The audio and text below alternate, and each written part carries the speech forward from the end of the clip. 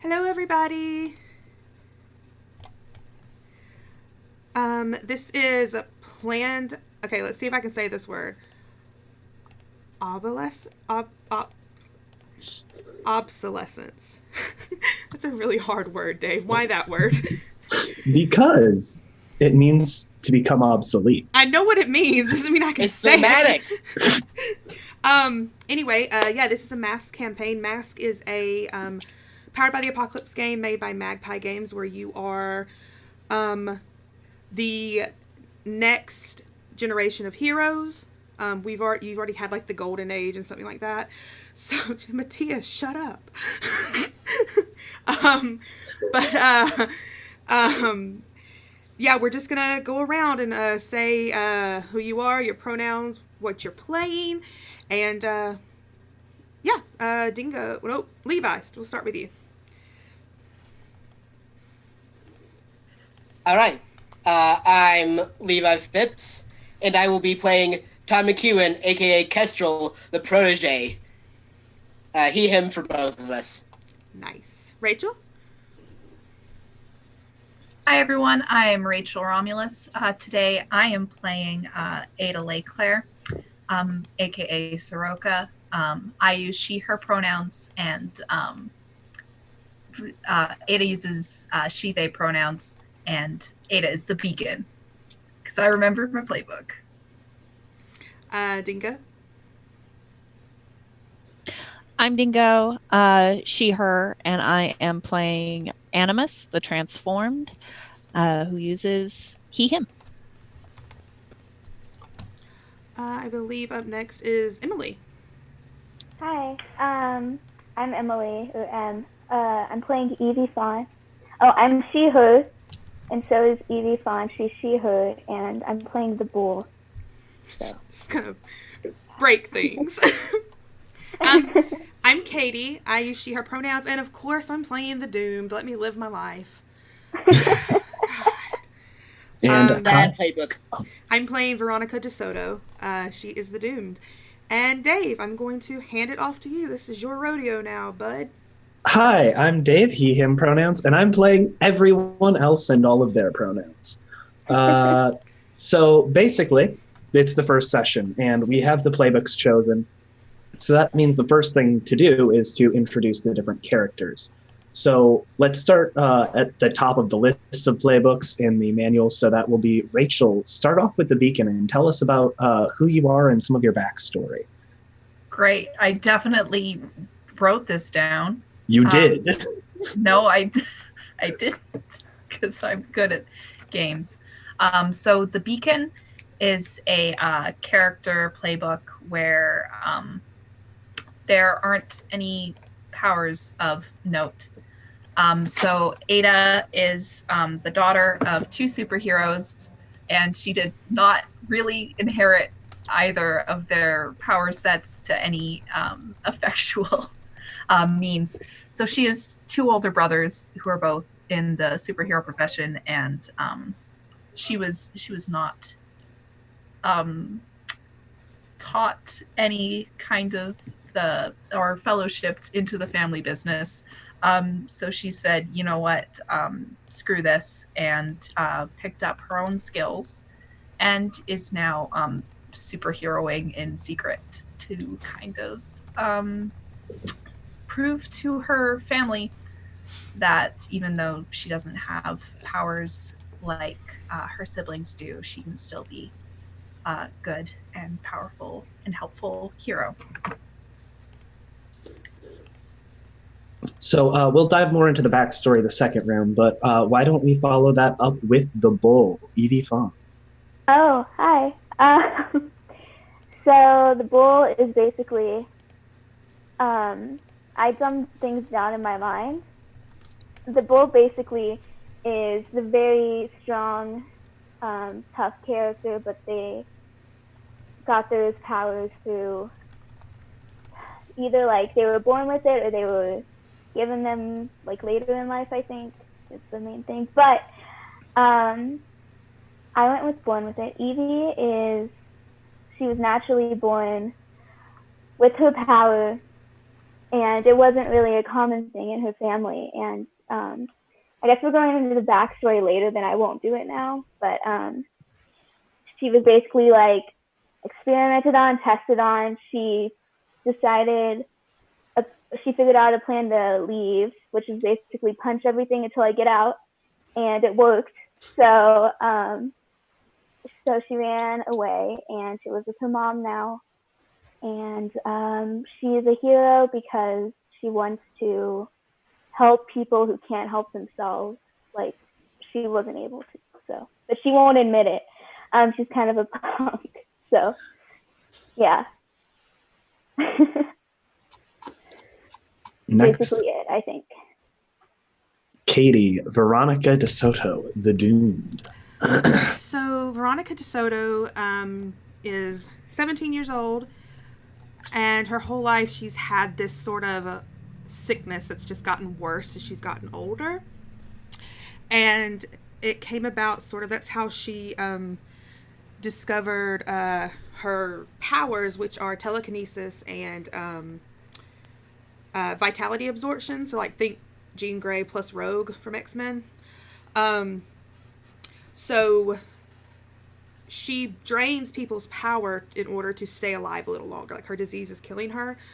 But if she takes their vitality, then she can live a little longer. But when she was 15, she accidentally killed her brother trying to do that. And so she ran away from home. Now she's living by herself. She's been squatting in this old apartment building for a while now. And trying to only take, to absorb like bad people's vitality because she feels guilty for what she did.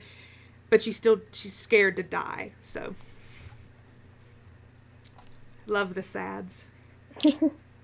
That's really good. Then let's go to Todd McCullen, the protege. So the playbook of the protege is one of the two playbooks in the game that are the sidekick type character. And the protege is based on the character's relationship to this mentor. And Todd, what separates him from separates him as Kestrel from his mentor as Redtail is that he's a very good hacker. Like he just picks up on computer language very, very well. And he actually used that under his own volition in order to help Redtail with the case. So he brought a particular kind of information to him, and he said, hey, I want to help you in a way other than this. And he was able to accept Todd into hero work.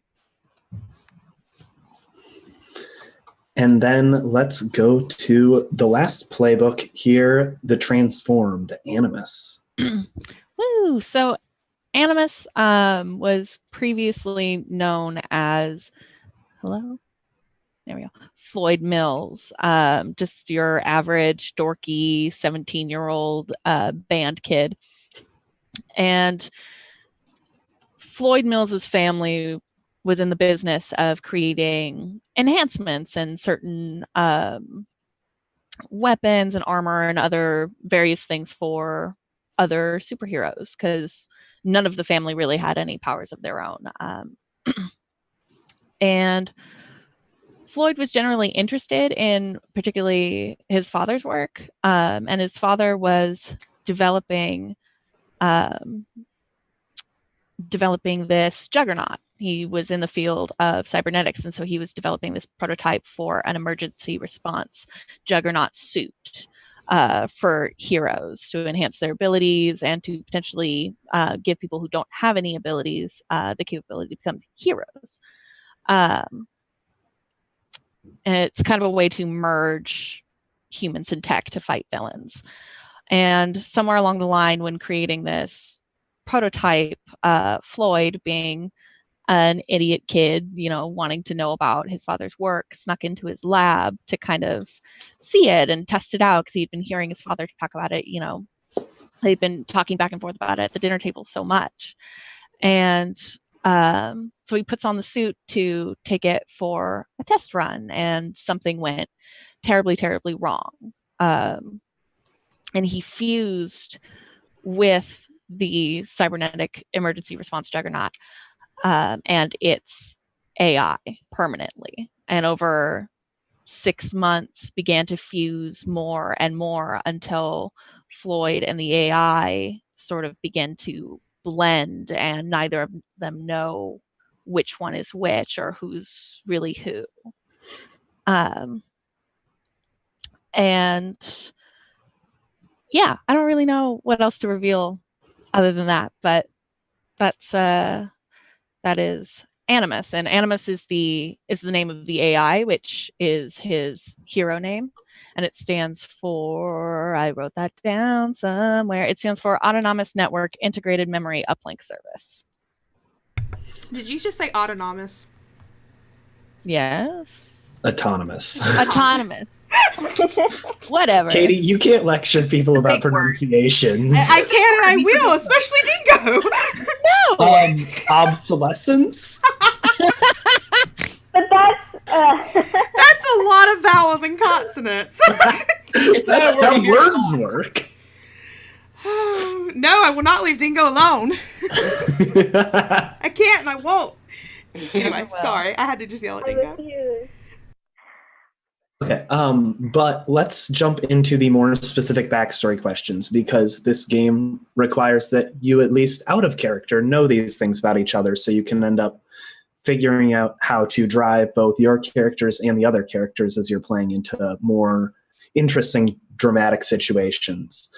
So let's start back at the top again with Rachel with the beacon. How did you gain your skills, and what are they? So my skills, I chose martial arts and camouflage/stealth. So for the martial arts, coming from a superhero family, if anything was ever to happen to any of them, it was necessary to have some sort of self-defense tactics at hand. So she and her brothers all were instructed in a various assortment of martial arts from a young age. So that's where she picked that up. The stealth and camouflage she picked up because she's a good kid, but she's not the best kid. She's too smart for her own good is her problem. So she's gotten very good at workarounds and disappearing because she likes to do things on her own terms and not really do anything that people want her to do. Well, she's not obstinate, but she does like her freedom, I suppose. Okay.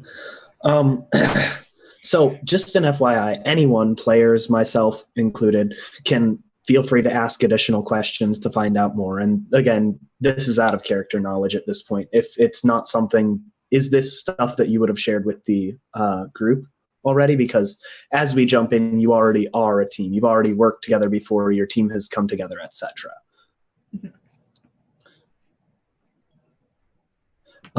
But Rachel, for your martial arts skills, compared to your brothers, where are you in that? Well, here's the thing.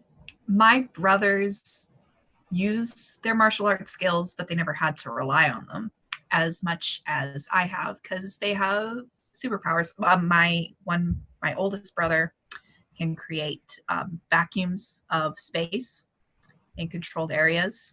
And my other brother can do that and also has really cool electricity powers. So they never had to engage in hand-to-hand combat as a last, well, it was their last resource. It was never their first resource.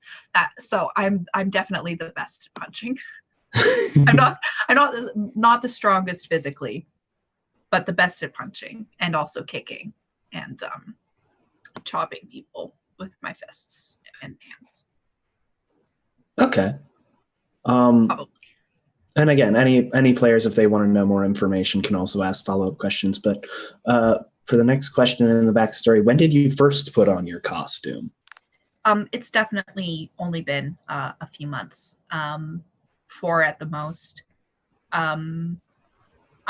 Ada graduated high school, and now she works as an apprentice at a like superhero costume making agency kind of thing. And so after graduation, she would have made and put together her own costume clandestinely for her own purposes. Okay. So you said you worked at a costume making agency place?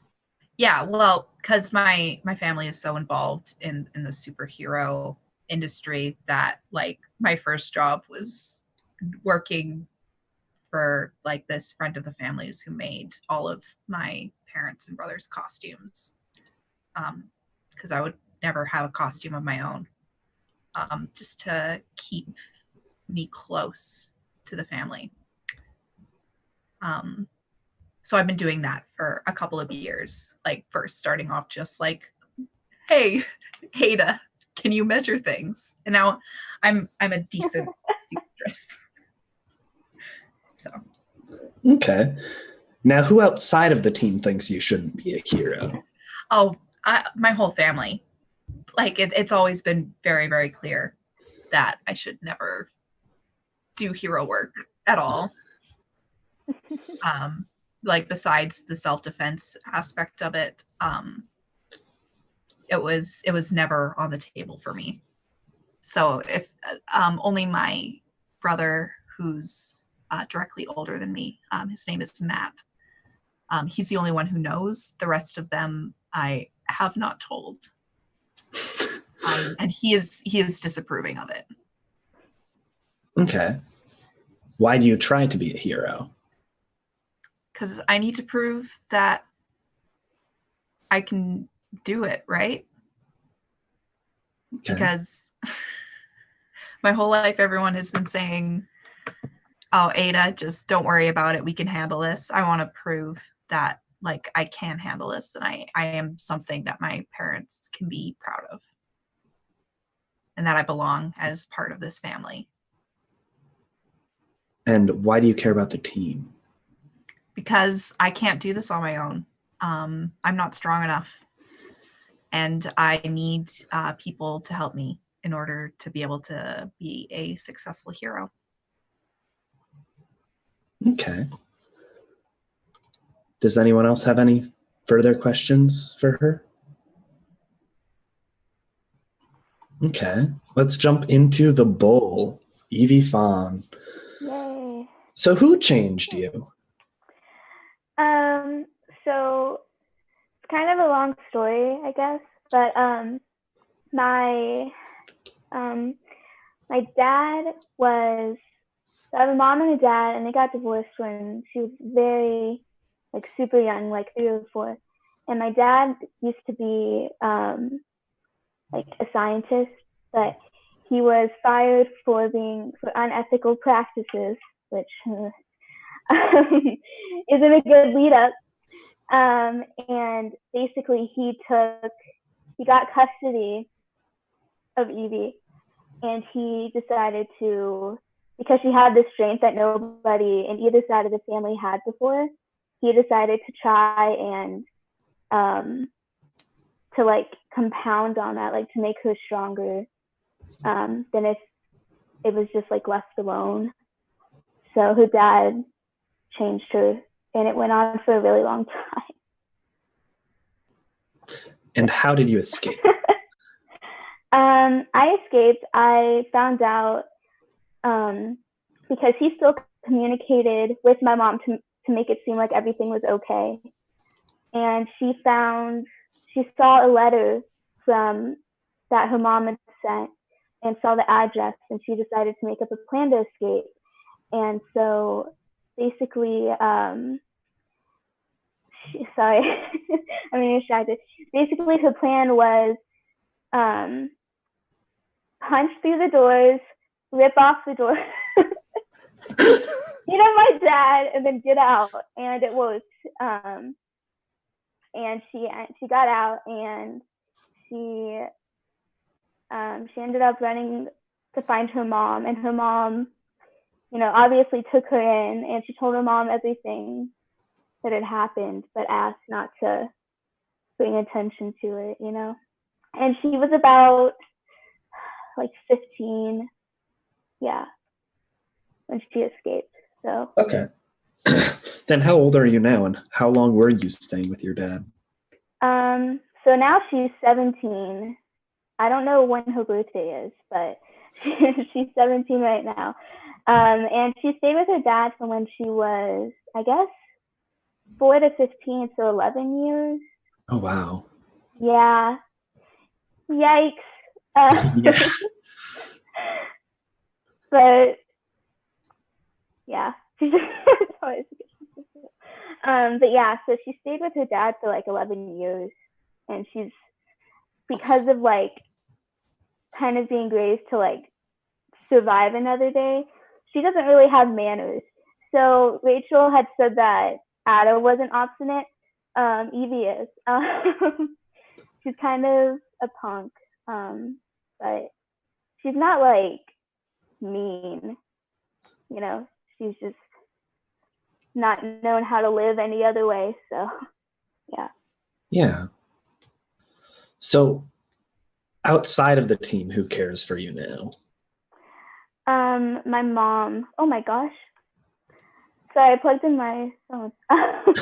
My mom does. It's just my mom. I live with her, and she's like the person that I'm closest to. But there's no other like family. I don't have any siblings. My mom isn't from America, so wherever this takes place in. So it's just the two of them. Okay. What does your mom do? That's a great question. I don't know. I think she'd probably do something that makes her work long hours. So probably like a nurse. Actually, yeah, a nurse would make sense. Or like a doctor. Okay. Something like Yeah. that. And then why do you try to be a hero? Evie tries to be a hero. She's actually been going out and since she was like a kid, since she was like 16, going out and like because she doesn't live in a good neighborhood, so she's been going out and like beating up people who are like bad people, and doing like vigilante work and stuff. But she's a hero because she wants to help people who can't help themselves, because she knows what it's like to have been helpless. And so she doesn't want other people to have to live like she did for so long. So, but you won't catch her saying that. Yeah. And why does she care about the team? I mean, besides her mom, she doesn't have anybody else. So they're kind of like a family. She won't say that either. But they're the people that she's closest to. And so she cares about them because they're basically the first friends she's ever had, and like the only friends she's ever really had. So yeah. She's super sad and super sweet. Yeah, she's a little street punk, but I love her. So Let's jump into the dark and edgy now. Okay, Katie. That's me. So, the first question: when did you first learn? First off, let's jump into what is your doom. My doom is dying from this horrible condition that I have. Okay, and then when did you first learn about it? I think she started getting sick when she was around 13. Okay. But then the actual part where she had to get like when she actually got the powers, whatever happened then, was when she was 15, right before she killed her brother, because she didn't understand how to do anything with it. Okay. And then... but she did so she was like wasting away near death when she was 15, because she'd been sick for so long. She learned what she could do by accidentally touching her brother and him dying and her getting well. And that's how she learned. Okay, so Um, what are the symptoms like for you being sick? It's just she's very lethargic, very weak. She starts sort of being emaciated. She can't eat. And then like toward the end, when she gets this really, really, really bad off, like she ignores it for a while. She starts like her mind starts getting fuzzy. She gets very irritable and angry, and she can't think straight. It's like it feels to her like her brain is on fire. Nosebleeds, that kind of thing. She sort of knows when it's happening. Yeah. So the Doomed also has a sanctuary. So where did you get your sanctuary? So when I ran away from home when I was 15, I went into the city, and I sort of went into this apartment building I thought was abandoned because it was cold. I needed just somewhere to stay for a little while. So she went up, climbed to the top of it, and started squatting. And then the guy who owned the building actually found her. Do you remember what I named him, Dave? I do not. I can look it up. Anyway, he instead of kicking her out, he took pity on her. So that's where she's been for the past 2 years. Okay. Why do you oppose your nemesis? So my nemesis is 100% my sickness. That's my nemesis. That's like a built-in I have to go against myself. So by opposing my nemesis, I oppose them by doing something I hate, which is the vitality absorption. Okay. So that seems pretty straightforward. So who outside of the team is crucial to defeating your nemesis? There's a nurse at the local hospital where I used to go get treatments, and her name is Susan, and she sort of took me in a little bit, like she would invite me to dinner, family dinners, and that kind of thing. And like she's a smart nurse. She knows things about almost everything. That's why Veronica looks up to her. And Veronica thinks that maybe her being in the medical field, maybe somehow she can learn to help her or have access to some kind of help. Okay. And I don't know if you're super tied to it, but if you're interested, there is the possibility of Evie's mom actually being said nurse, if you two are both okay with it. What's your mom's name? I'll change my nurse's name. I named her Naomi, but you can change it. No, I like that. Okay, yeah. Her nurse is Naomi, Evie's mom. Okay. So you've been to family dinners together. You know what? Probably. Yep. I just looked back in our chat logs, which are very messy, Katie. But the person that owns the apartment building, you know them as Jay. Jay, okay. Which is something I'll need to correct in my notes, because I just have hobo written, even though I know he's not.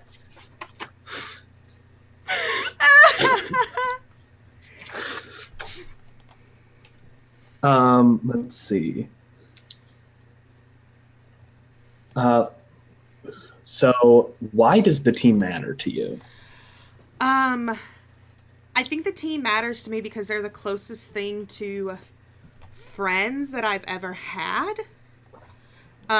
So it just means that, like, I don't know if they'll be able to help me get better, but I want to enjoy the time I have with them. Aw. I know, right? So sweet. This is unusual for a Katie character. Okay. I didn't come to this to get dragged for 3 hours, okay? Oh, I thought that's the only reason you agreed to let me run a game. Well, guys, okay, stream's ending. Everyone, make as many anime jokes as you can about to before say, Katie you're can making pull it- down the stream.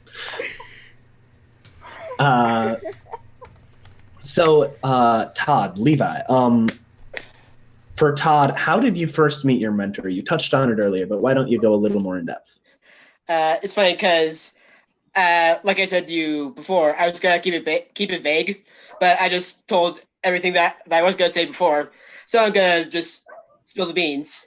So, in the established lore of the game, there's this mega prison called the Spike, and I noticed that there was a lot of Red Tail's rogues gallery escaping out of the prison. Like, that happens, but so many of them had this one commonality.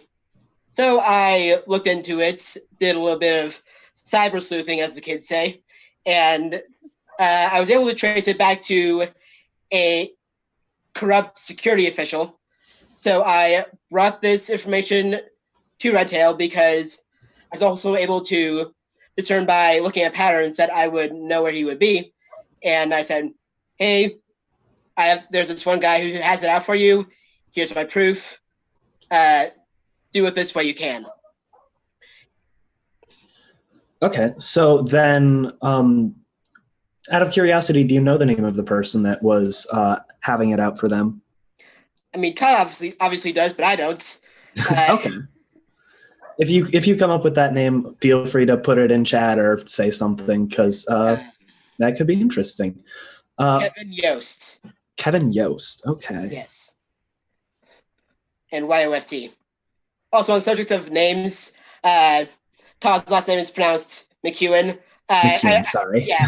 No, I don't hold it against you. I'm pretty sure that whoever wrote the play I stole it from made it up. So when and why did you choose to train with them? Basically, when during that meeting, I said, hey, I want to be able to help people more than just with this digital information stuff. I want you to train me. And some of you may know this know better than others, but Todd isn't the first Kestrel. There was another before him, a young lady. And about a year and a half ago, she disappeared. And another news story that was on basically the same day is that a very major Red Tail villain named Black Wolf was dead. So some people may draw those two lines together. Okay. And then why did they agree to train you? Basically, he thought that he could, in a way, he felt like he failed her. So in order to make it up to her, or at least himself, he agreed to take in somebody else. Okay. So one of the other questions is, who outside of the team knows about your training? My sister, Tess. She's a few years older than me. Todd's 17. She's about 20, 21. And one time when visiting the family, she caught me stucking out in costume. And so there's no real excuse other than just straight up confessing. So now she knows. Okay. So why don't you tell us a little bit about your sister? She is a journalism student at a nearby school, Robinson University, and she interns at this city paper called the Halcyon Herald. Okay. So, and then you said, so describe your mentor a little. Like, what does he do besides hero work? Anything, or is he just a hero? His personal identity is also fairly well known, like not as a secret identity, but when he's not as Red Tail, he is Conrad Collins, the owner of Collins Incorporated, this kind of Wayne Enterprises style mega corporation, and that's where he gets a lot of his tech from, is the people that he's hired for that. Okay. And That's then basically all I know about him. and then you said his identity and his real life, like his superhero and identity, were not tied together, correct? Correct. No one knows that this prominent superhero and this billionaire CEO are the same person. Okay. So let's continue with the final question. Why do you care about the team? No one in this team has any other friends. Like, seriously, these are Todd. He likes people a lot. He just doesn't go out much. These are the only friends that he has in person. And he just Big mood. Well- Big mood. Yes. That's me. But yeah, there's also the fact that he likes helping people, and he feels like being a part of this team, supporting them in any way that he can, is part of that. Yeah. So then finally, the transformed. You mentioned briefly who you were before. Any other details to fill in? Not really, just high school band student, played the trombone. Not the smartest kid in the class, but he really like always wanted to learn everything, very curious. Very shy, but a little enthusiastic, good-natured. Okay. And then you said you changed 6 months ago. Can I just ask, can we have gone to the same high school? Yes. Is no one else here? Well, I mean, I guess Todd went to high school too, but I think it would be nice if I knew of you, but I didn't know you used to be Floyd. Yeah. Yeah, I think Floyd that just went missing. Floyd just went missing Like, okay. 6 months ago. We totally come from the same high school. I love that. Yeah. Cool. I do too. That's really good. So then you said when you changed and the general what caused it, but do you have any idea like what this accident was or what happened that caused this whole mishap to happen in the first place? Or So Floyd and Animus don't really know what specifically caused it. In fact, neither of them remember that much about that night at all, except for what his father's ex-lab partner, Mercy Madrano, told him, which was that he destroyed their family's home and presumably his entire family. Yeah. okay. So who outside of the team is helping you understand your new body? Well, that would be Dr. Mercy Madrano, which was his father's ex-lab partner, and she was helping to develop the Juggernaut suit. And when everything went wrong and Floyd started fusing with the Juggernaut, she was able to shut the AI down. Not soon enough, but enough to where she could bring him back to her workshop and sort of help Animus figure everything out and continue to work on him and develop him to the best of her abilities. And she essentially inherited the mill's entire business. Okay.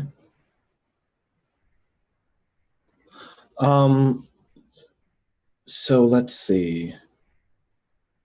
Why don't you just hide yourself away?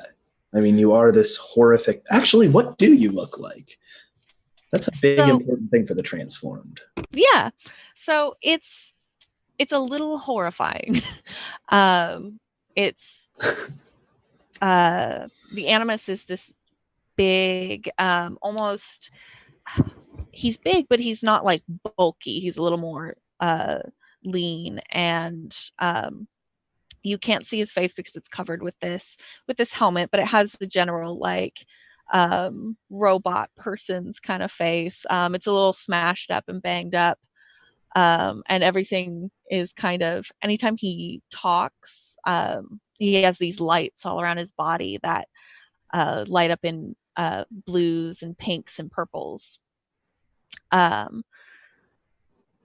This was originally supposed to be a very friendly looking robot, but what makes it so terrifying is that Floyd is not completely in or out of this suit, and it's beginning to sort of dig and sink and merge with his skin. And so his body is sort of outside of it, and down towards the thighs is when it begins to sort of dig in and fuse. And there's a little bit of an exoskeleton to try to help protect like his torso, and his arms are no longer like regular hands. They're more these robot arms.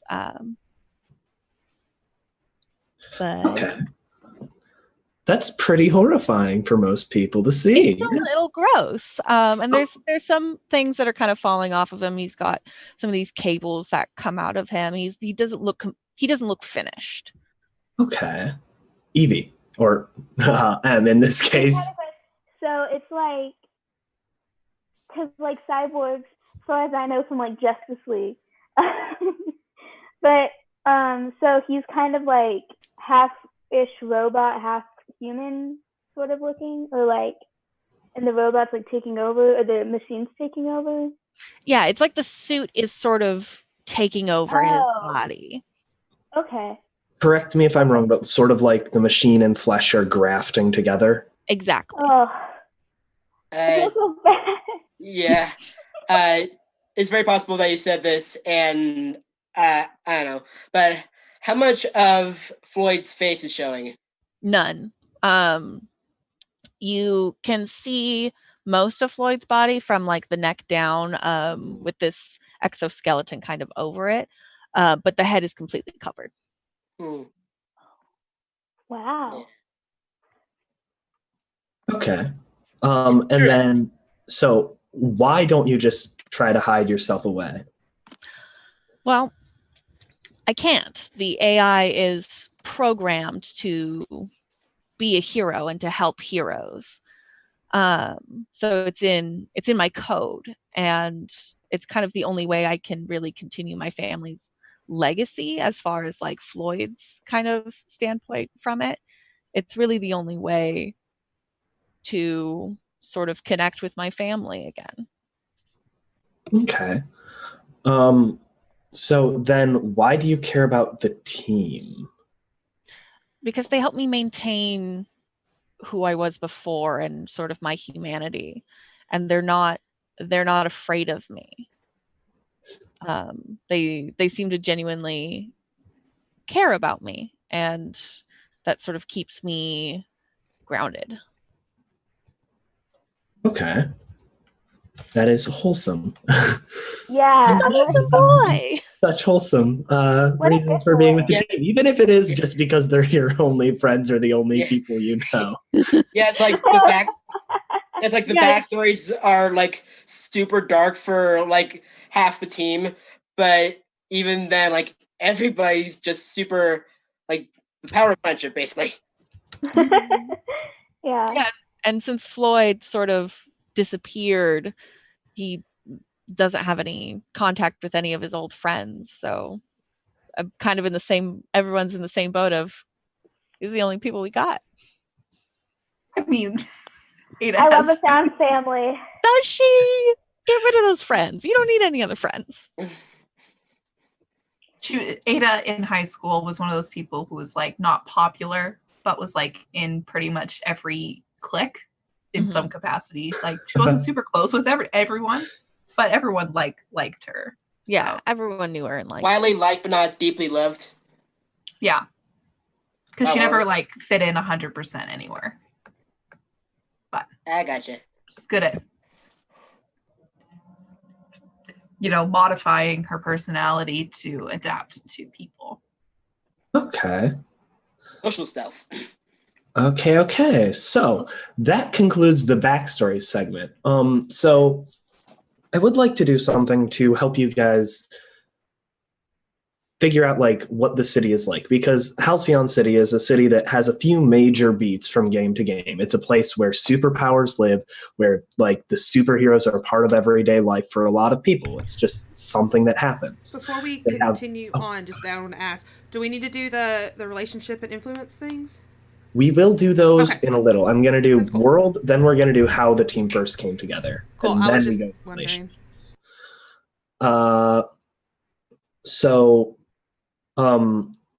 So give me half a second to remember where I was. So Halcyon City has superheroes. That's normal. It has things like faster construction and stuff just to see. Give me half a second. Basically to build back up things that superheroes knock down. There have been 3 generations of heroes. The Gold, the first generation, which is not super powerful, but they helped with a lot of mundane things, beat up crooks and stop corrupt politicians. The Silver generation, where the powers really took off. With major powers, they ended up having bigger threats, fighting against extra-dimensional terrors, etc.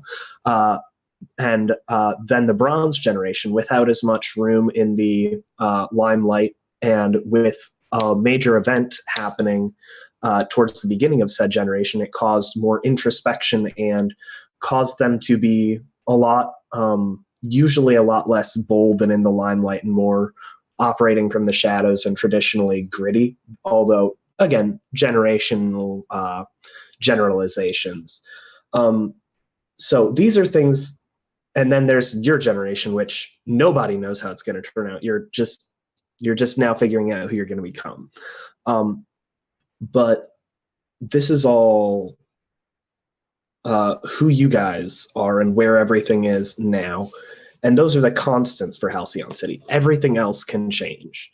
And I would like everyone to contribute one detail about what they think Halcyon City is like. And I would like you together to figure out an incident that sent the Bronze generation into its more introspective and less traditionally superheroic side. Say that last part again. Sort of like a great tragedy that ended up defining that generation. Bronze was the one after Golden, so it was Golden and Bronze and us, right? Gold, Silver, Bronze. Gold. So we're Bronze. No, you are the new generation. Okay, got you. There were so many generations. It's okay. Sorry. Gold, old people. Silver, big fighting cosmic things. Bronze, more gritty, which was caused by an incident, which I'm going to ask you guys to figure out. And then new generation, which is you guys. No one's given you a name yet because no one's sure exactly how you guys are going to turn out. I believe in some official stuff. Oh, I know what it says officially. Right. But like the Marn generation, if that helps. Okay, yeah. Yeah. Well, for my contribution to Halcyon City, I think I want it to be a very polluted industrial type of city, like with a lot of factories and smokestacks. Is that what they're called? Yeah. Smokestacks, and like you can't look up without seeing this haze of pollution above you. To kind of piggyback off of that, I think too, everything it's an incredibly not only polluted but dense industrial city. So it's people on top of people on top of people. Yeah. On top of people and buildings. I mean, there's roads that go up and up and up and up and up and up and up far into the sky. I mean, the whole city is like a giant skyscraper. Yeah, I love that. Yeah, that's really I guess I can contribute, like, maybe there's... So, is the city just, like, one, like, singular city, or is it kind of like New York, where it has, like, boroughs and stuff? Oh, it can absolutely have boroughs. Like, maybe New the York is different still New levels York. or the different, like, boroughs. Yeah, the different tiers are, like, the different That's boroughs. a good idea, Emily. Yeah. And not to be, like, cliche, but City Hall is on top. Interesting. I have a reference I can make, but whatever. But, yeah, so maybe, like, different boroughs, and like the smaller ones are the ones with the people who aren't as well off live. So it'd kind of be like people who work like really like hard labor jobs and stuff, like live in like the smaller ones, but they're like really densely like compacted together. And then as you go further up, it's more like middle class and then rich people, and like I guess superheroes would be up there too. Kind of like Probably not Yeah. all superheroes, but like probably not all, but like the really classic big ones that have like retired, they might. Yeah. The golden age Yeah, superhero. because you know they've got Golden like Age, marketing deals now and shit. Golden and Silver are almost definitely going to be up there because Silver is like the big ones in the limelight. We're fighting cosmic entities, beating them up, that sort of thing. They've got like their action figures and stuff. Oh, absolutely. Yeah, so maybe it's kind of like that. I don't know. I Yeah. love that idea. Yeah, that's good. That's really cool. Yeah. Mm-hmm. I want it to be Yay. not by an ocean, but a very large lake, and there's lots of rivers I running like around. it. So, and maybe there's like an aqueduct system that like passes water all the way through the city, so that there's Yeah. like a travel, like not Venice, because obviously Venice is like floating, but And Would maybe it there was be? there's definitely like an aquatic component to like people will like. I was gonna curry say, what if our main form of transportation isn't like cars or something? It's like boats. Yeah, like you take a water taxi to get Yeah. places. Like Yeah. instead of a subway, because you can't go places because it's underground. Like there's no underground. Everything is stacked on top of each other. Mm-hmm. So you have to take So it's like a boat to work. yeah. like these like water pods into these tubes as like a public I think I was transportation thinking more that it was a lock system Yeah. Oh, to get you higher okay. and lower. Do you know what I'm talking about? Yeah, towards the center, then like the center would probably be higher up, and If that's what Rachel's thinking of. Is that sort of Yeah. what you're thinking of? Okay. okay, traffic is just gonna be awful. Everyone can like fly or Somebody I can't wait drop for it. water Uber. Give me my boat Uber. Uber. ride bikes. God damn it. My apologies. That was I I didn't hear it, so What was said? I missed it as well. Scoober. That was good, Levi. That was really good. I'm happy with I don't have to do anything else for the rest of the game. I'm happy now. Well, if it's like mostly water and the traffic's awful, I imagine people would like walk places or use like ride bikes and stuff.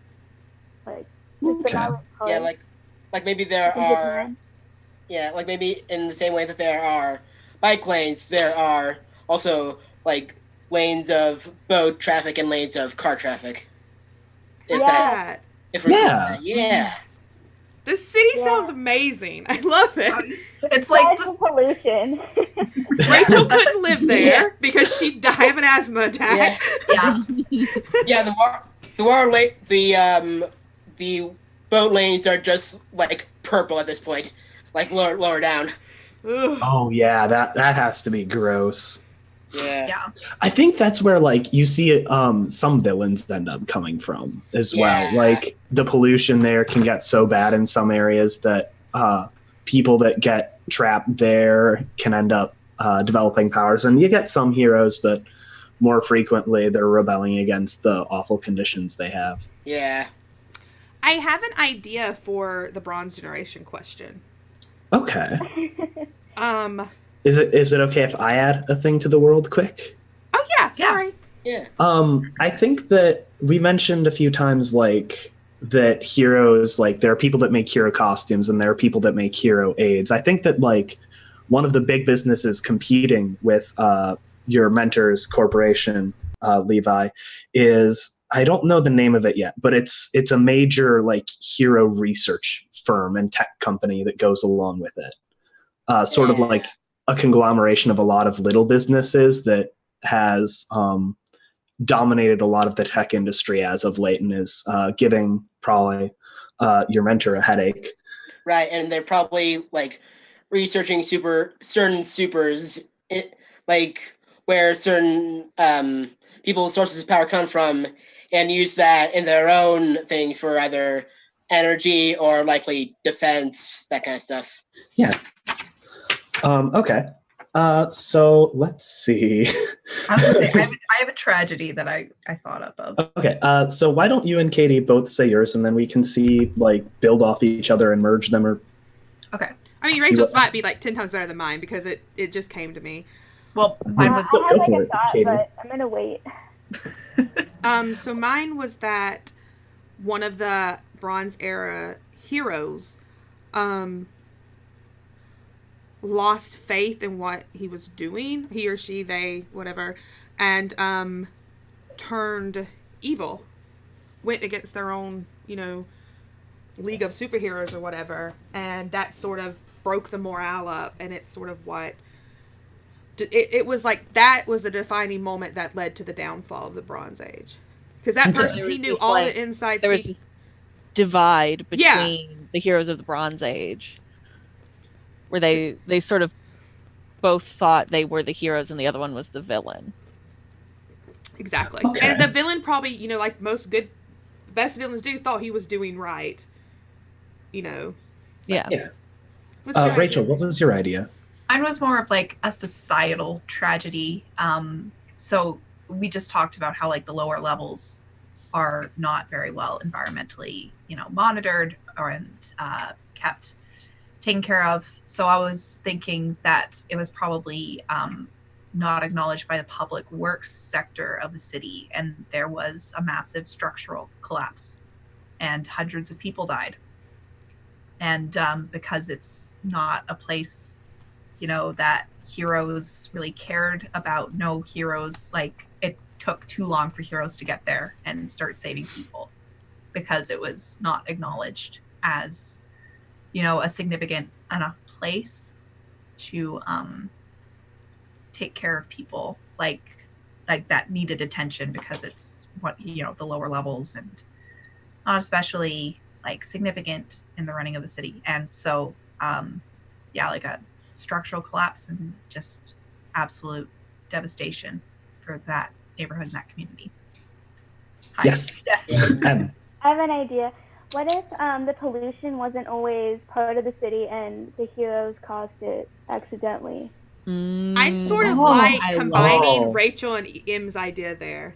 I mean, Yeah. we can also combine it with yours, because like Yeah. if heroes It's were like Like causing a things, Catalyst for the heroes dividing. Oh Yeah. yeah. So like that one hero got mad about the infrastructure falling apart and the He came pollution, from and that's there. why they became a villain. yeah. He came from that Mhm. place. I And like he that. was Those mad are- about it. That's good. Yeah. Do you have anything else to add to that, Levi? What Well, was there's- like the side fighting for? Like, there is obviously like, okay, well, we're fighting because stuff at the lower levels isn't taken care of, but like, what did they do about it that was defining for them? There was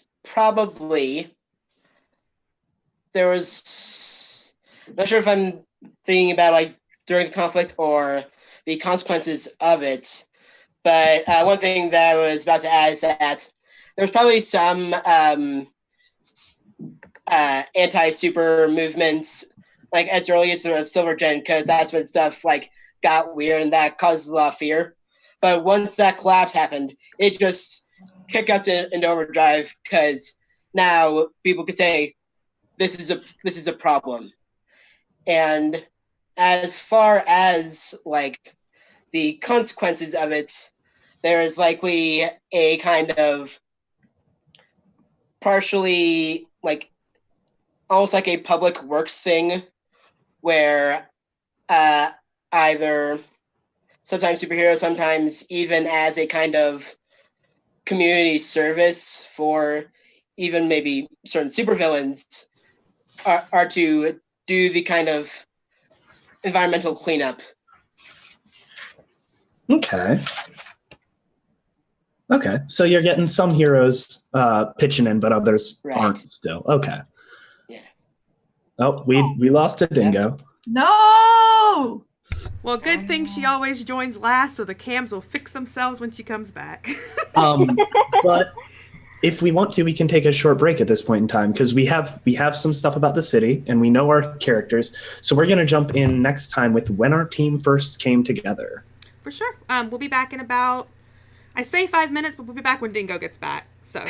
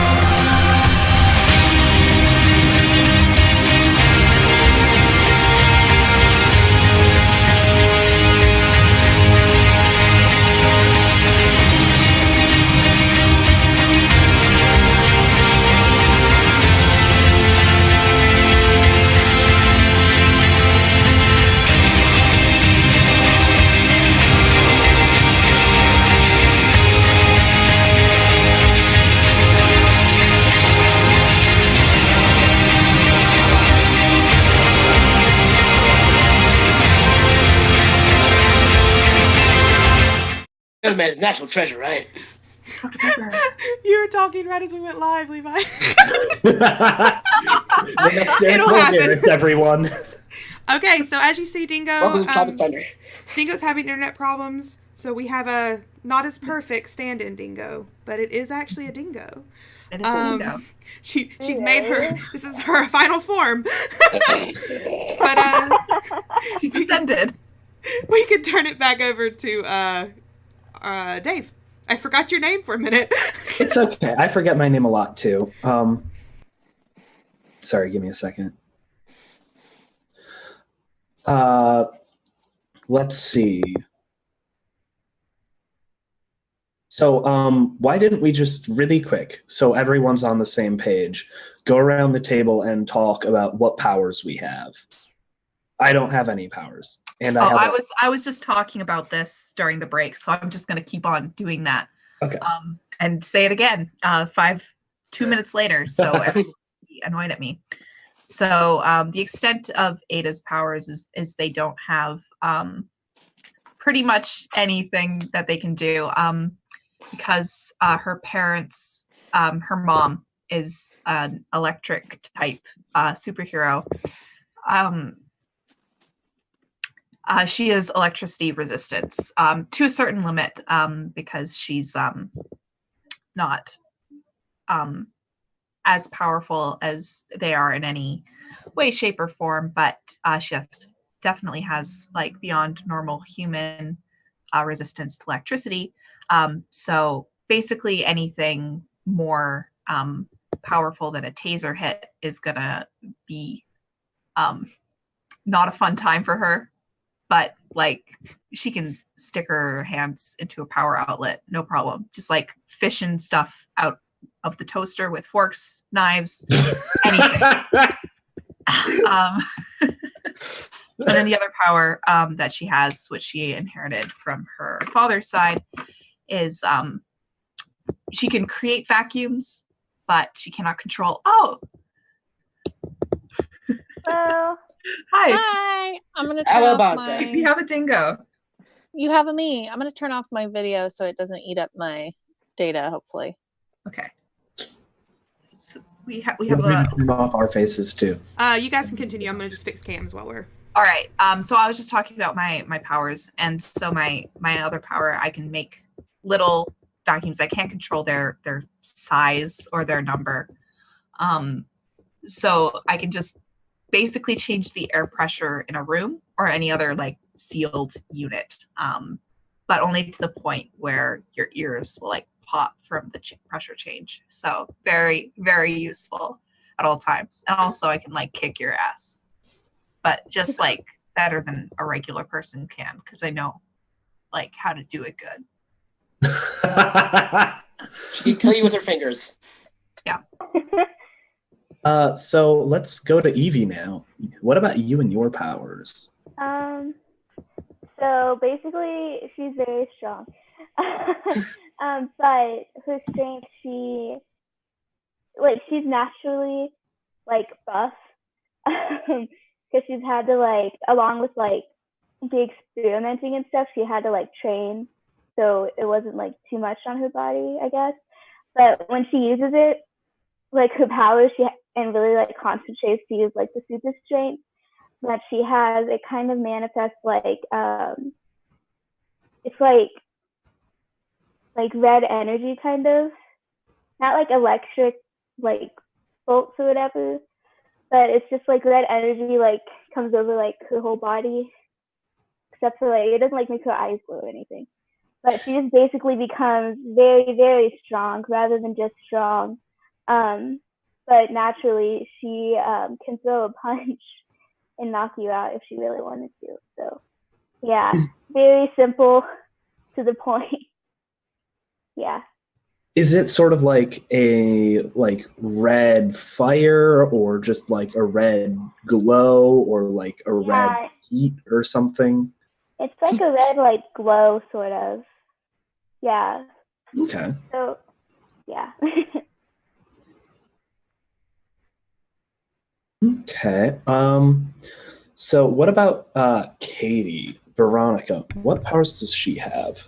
Yeah, like I said, she has telekinesis, so she can move things with her mind.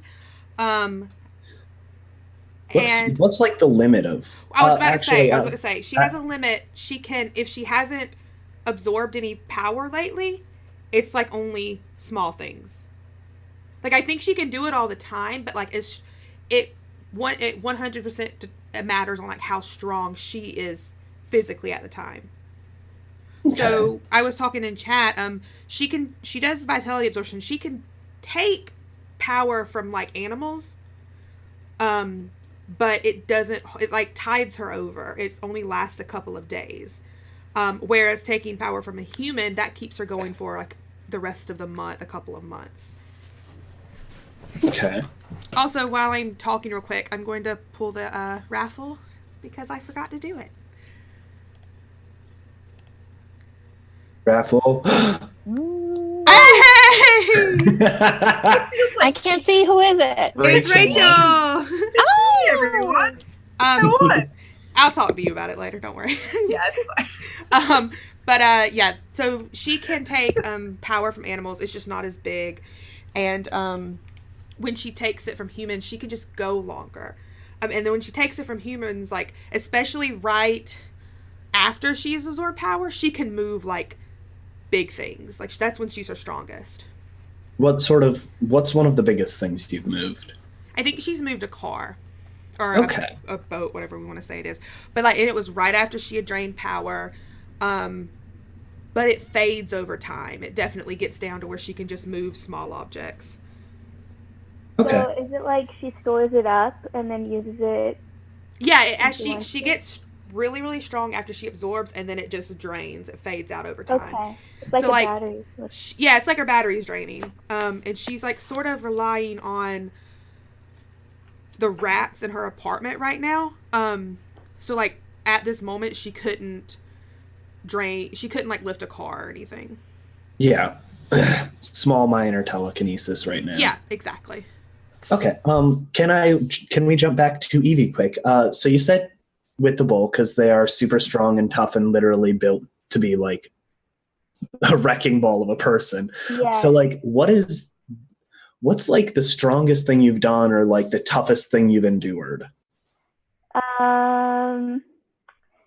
Probably lifted a car.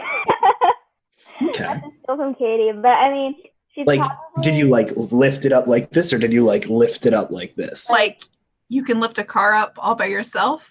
Yeah. If I like really concentrate, she's probably like lifted it up to throw it at like, because before she got into like hero was like for real, she did like vigilante stuff, so she beat up people who were like pieces of, and so she probably like picked up a car to throw it at somebody, like picked up their car. So, yeah, but she's probably picked up a car. She can pick up a person really easily, probably. Okay. But yeah, she can't pick up like really heavy things, but a small car probably. Could she pick me up? Yeah, she can. She can probably pick everybody on the team up. Okay, can she pick me up? She can definitely try. That is a good question. But for now, let's jump to Todd. So you mentioned hacking already. So what other things do you got? It's kind of interesting because from a mechanical standpoint, the Protege is one of the ones where it's kind of weird because you get a mentor's ability, a shared ability, and the one that like just you have. So for Todd, the individual one is hacking, like he's particularly good at, and then the shared one is gadgets and weaponry. It's kind of a Batman style. Like he has a utility belt. Okay, so for hacking, what was the Spire, the Spike, I think is the called. Spike. Sorry, I am bad with names. Was the Spike the was that like the toughest thing you hacked into, or have you done more tough things? Yeah, like that is. It has to be the toughest, the strongest prison in the world. So it was definitely a challenge, but he actually believed like the belief that it could help and prevent more villains from coming out, that was kind of drove him to try harder. Okay. Yeah. And then, so weapons, training, and gadgets. So do you have like a favored weapon? Usually there's a few that like I know he has. Like he has a grapple gun, smoke bombs, and there's like a kind of bolo thing, like it's two of those balls on a string. Yeah. And you throw it and it can bounce someone up. And those are the ones that he uses most often and ones that like we can rely on him being all stocked on that. Okay. Okay. And then let's jump to Dingo for your character Animus. What are their powers? What is his powers? So his powers seem to be pretty close to a couple of his teammates. So the Juggernaut has inhuman might, so big, strong robot, pretty straightforward. And Animus has technopathy, which is like control over different kinds of technology and computers and et cetera, et cetera. So as long as Animus has an access point, he can get into just about anything. Or if, he can't get into it, or if it's gotten into, he can at least control it easy. Mm-hmm. Okay. And then you said inhuman might as well? Yep. Do you have any particular feat of strength or anything? Like things that I've done? Yeah. I think mostly holding up like giant metal doors. He tries not to destroy things as much as possible. But yeah, I think like busting through walls is his MO. Okay. And then one thing I would like to point out very briefly as far as powers go, not that you can't have a higher durability than average, but the bull is specifically intended to be very strong and very durable, whereas you are simply very strong. You may be able to take a beating, just not as big of one as the bull. Yeah, no, if I have a lot of delicate components is kind of how I interpreted that, where yeah. I can deal it, but it's difficult for me to take a punch. Okay. By the way, Evie, did you have any particular, like, what's the worst thing you've gotten hit by that you just got through unfazed?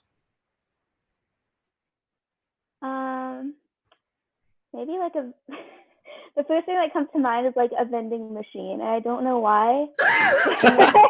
How? You really wanted those Cheetos, didn't you? My hero. Can I change my character to be like just like Evie's fangirl? Sure. Too late for that? Maybe you can do that in character still. No. Right. Maybe if me and Veronica know each other, and I assume we could be close, maybe because she's weaker, if she ever like leaves, I don't know, you can like leave the hospital, right? Or like, I'm guessing, because if you're fighting crime, you have an appointment. So anyways, if they're close, I feel like Evie would probably be really protective of her. And so if anybody tried to like hurt her somehow, because she knows she's kind of like delicate, if she's not got a lot of energy, she's probably taken like been like a human shield or something.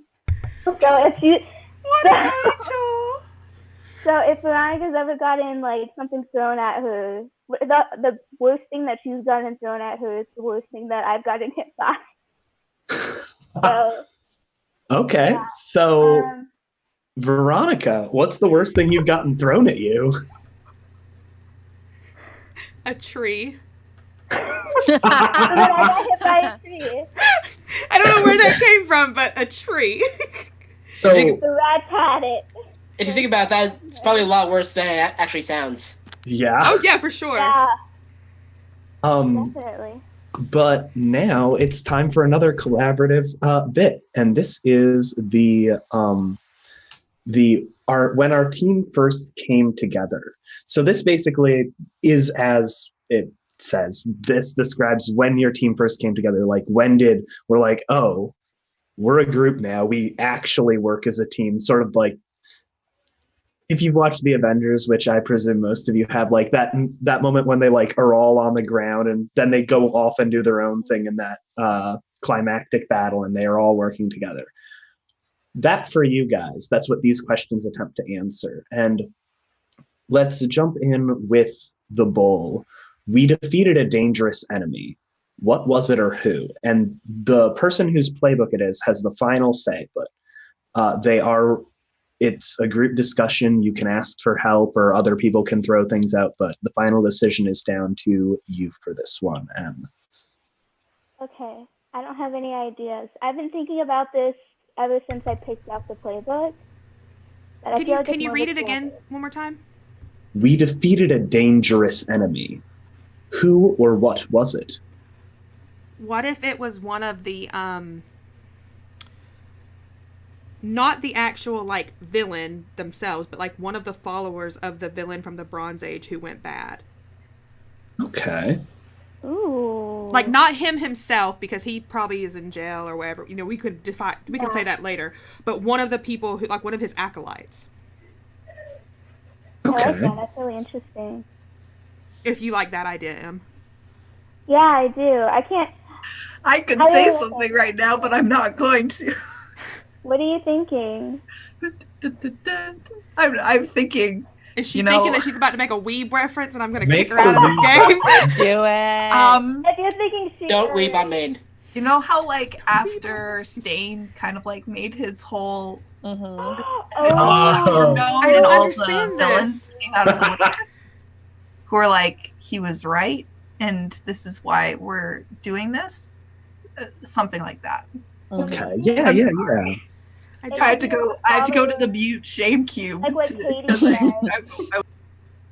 What now, Emily? Said it could be like a follower of that villain, and we defeated them, and they were kind of like preaching like, this is like how, like, wasn't the villain like, this is how I think society should be, or something like that? So they were probably preaching that to us, Yeah. and kind of like defeated them, like, it's not like it used to be, old man. How many times do we have to do this, old man? I like that idea though, because that's really interesting, because then they would probably think a lot about it when they're going into other fights and stuff, thinking about how the old generation, what happened to them, and how that they don't want that to happen to themselves. I think I want to go with that. I think that would be a good idea. I like Yeah. that. I like it. A couple things. I would like to ask questions as to what the Bronze Age villain's name was, as well as what this follower's name was. Feel free to like add in things like about what powers and stuff they had, etc., or build that as we ask more questions. But also, just a heads up. So, as far as generations, sort of think of it like the generations leading up to now. Like the new generation is like Gen Z, whereas gold is sort of like the baby boomers and their ideals and hoping, and like they had ideals and sometimes they held them, sometimes they didn't, but they were trying to do good. You can definitely argue silver ended up prospering a lot as well, and sort of being in the limelight for a while. And then I think the most apt comparison is probably the Bronze Age and millennials, because jaded based on how the world is when they come into it. And now we have this new generation that sees the three ones before it, sees how they've all changed, and is out to make their mark on the world and is not sure how, as the baby boomer generation for the gold is starting to enter retirement. Maybe the villain or the anti-hero or whatever, because it's like a water-based city, maybe they have like a water-based power so they were able to like control. I was thinking the It's exact same thing. Aquaman. We fought Aquaman. Like if I can shout out, like I believe you're assuming like the figurehead of this faction, maybe, and this is weird reference, but maybe their hero name was Caliban. Like, Well, I was looking up. What is What's- Caliban a reference to? Though? I want to know. the Tempest. He's Yeah. Oh, Yeah, I he's really like that. Yeah. Tyrion. he's one of Prospero's minions who's Mhm. half man, half fish. Oh I my god! love that. please. I love love that's it. very good. Yeah, Caliban? I can imagine the Caliban. fish from Caliban, I like- can imagine the fish man from Shape of Water. That is very good. That is So so maybe good. he was like a bit of like a shapeshifter Yeah, Yeah. person. I like that. I like That's that a really lot. cool. Good job, fam. Nice. So then the follower, what were they called? Maybe if the fish dude, Caliban, that the Tempest is Shakespearean, right? Right. Yeah. So Good, maybe the followers, like the really dedicated ones, had names from other like plays and stuff. Hmm. It's like no, It's that's like not a good idea. I cool don't names. like that. Well, here's the thing. Maybe the Iago. yeah, no, the big one could have been Prospero, and then this guy named It's Caliban Caliban. Yeah, I like Mhm. that. because he's Yeah. father, like follower. Yeah. Yeah. Okay. So Like was it the minor villain or the Bronze Age villain that had the water-based power? Bronze Age. Okay, and then Yeah, this Bronze one Age. has A powers that we. Okay. That is definitely one of them. I think. I He mean, could have been kind like of a- makes sense for Prospero to have like more air, wind-based Yeah. powers, and then Caliban Yeah. to have Yeah. more Okay. water-based powers. Yeah, I like like, that. if I can nerd out a bit, go for it. Prospero's Please do. Prospero's two minions were Ariel and Caliban. Mhm. Ariel was air and fire, and Caliban was earth and water. So maybe Prospero is all the elements. avatar. Yeah. Prospero They can do. lost Airbender. You remember? Yeah, he can. He does all elements. So Caliban is just water and whatever. Yeah. I like that. Like- The Avatar. Like maybe Prospero's own team was one for each four, and like even before they went dark. Yeah, I like that a I lot. really like Yeah, it. that's really cool. I really like so this. good. Okay. I'm proud of us. I'm proud of Yeah. you. That was a you. great Yeah, that idea. was really good, All you. Levi. Good I job. hadn't even thought of that. Okay. Never be ashamed to nerd out because No, I mean, never. never. That was great. I just made an anime reference 5 minutes ago. I'm going to ask you a question from another playbook, actually. You didn't trust each other at first, but that changed. How or why? Whose question is this? That would be the outsider. I said I'm asking from a different playbook. Oh, Oh. but this is a group question then? Yes, great question. Okay, gotcha. I challenge everyone to a fight. That's how you earn Evie's trust. Hand-to-hand battle. Except for Veronica, but everybody else. Like, Put him up. I'm not Is very that because that Evie is. you know if Veronica actually tried to fight you that she would whoop your butt by touching you? Just one Yeah. touch. One touch, man. I mean, honestly, like, Evie is not really a trusting person, so it would have to be something, like, really... Would some of us come from different layers of the city, so we don't trust each other at Yeah. the beginning because of societal differences? Yeah, well, That's what I was definitely. thinking. Because I'm thinking Todd is like kind of well off, just That makes by his own sense. parents. So Yeah. Yeah, and then Veronica definitely isn't because Veronica Yeah. is squatting Absolutely. in an apartment building. I mean, like, she's Yeah. definitely low Yeah. level. I'm not Yeah. well off, because I have, like, a single mom who works, like, long hours. As a Yeah. nurse.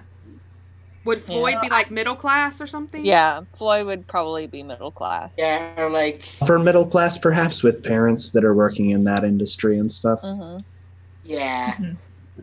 What about My- Ada? Yeah, I could have gone to the nicest private school, but my parents wanted me to have a regular. Yeah. I like that. I like that there's a lot of distrust Mhm. because of societal differences and Yeah. societal pressure, but Yeah. we were able to get over it. But I think even that there's like maybe through Evie and Veronica, there's like some underlying these rich kids, they don't know what we've been through, that kind of thing. But we work together, you know? Yeah, I really like You that. wouldn't like Yeah. Yeah, exactly. I like that a lot. Yeah. You have to get her trust somehow. So. Through trial by combat. Trial by combat. Okay. So how did that change? Trial by combat.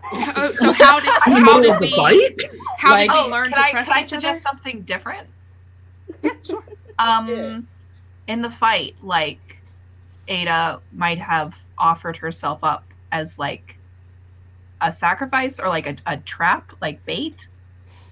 Yeah. And so, like, even though she's one of the more vulnerable members of the group, so that would have made you trust me because it's like I'm putting myself in this great position of danger. Yeah. I'm kind of picturing Other people the advantage. yeah, I'm kind of picturing Todd and Ada just going duh, duh, like just jumping from each other. I like it.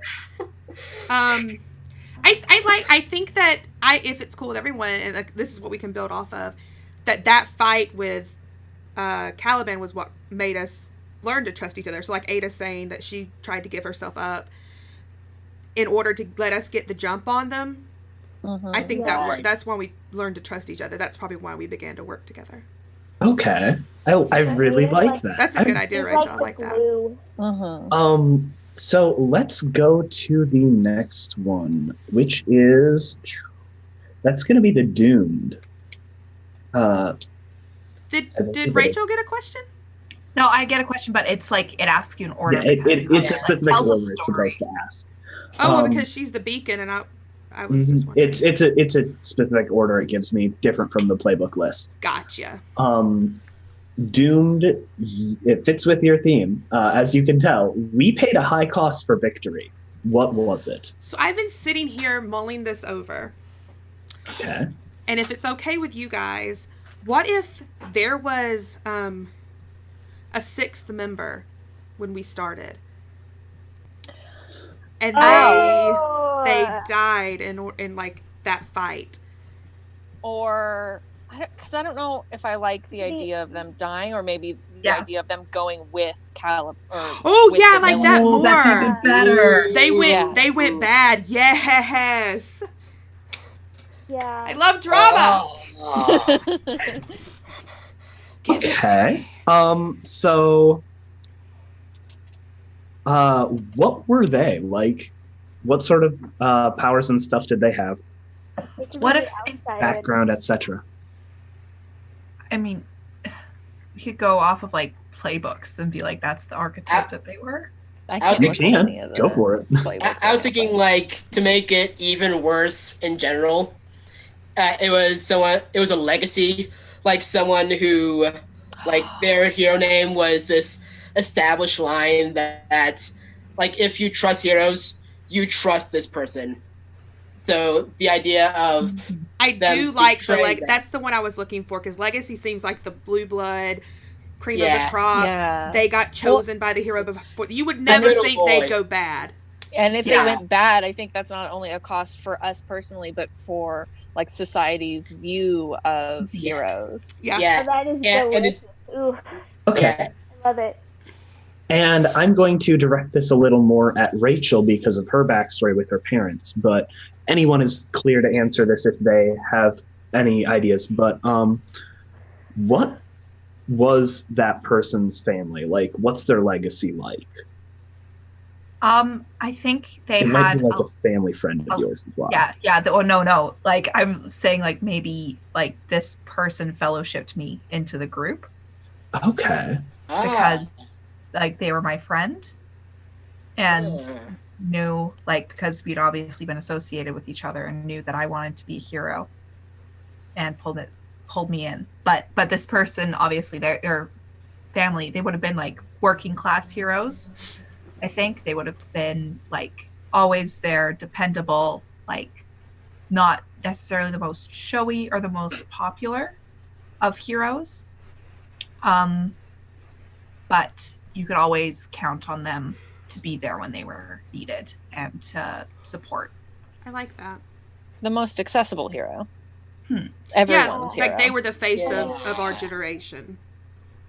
Yeah. Yeah. We need to come up with a name for this person.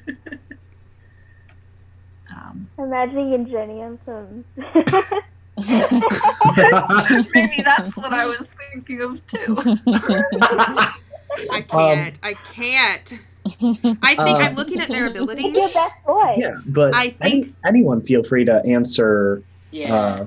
what their abilities and stuff were. I like There's- the ability for divine armor, legendary speed, godlike beauty. I like that because that's a good face of the movement. Yeah. Yeah. Oh, and they could have had like a Greek god name. Like they could have been like Helios or something. Helios! I love that. Good. That was their So name, that was- Helios. Yeah, that was their superhero name. But Doing good.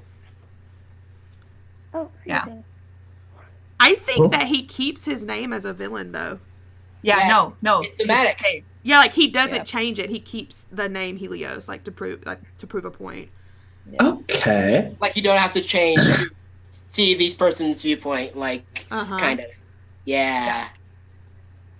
I love it. Okay. Yeah.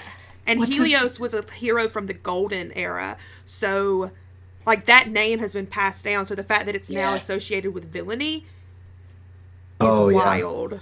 Yeah, like Yeah. if Like you there's know, a statue to the old Helios, like the Yeah. first. Yeah.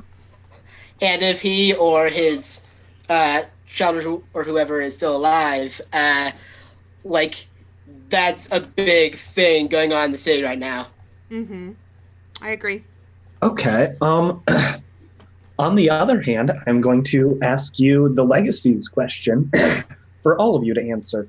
And I'm going to add a little caveat to this. All things considered, we did well and impressed an established hero.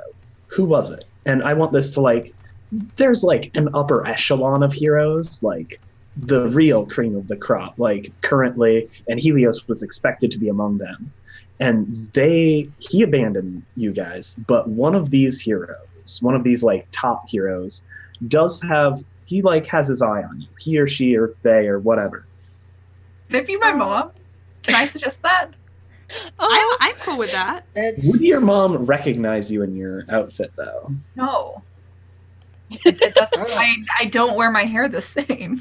She puts okay. on glasses. Come on.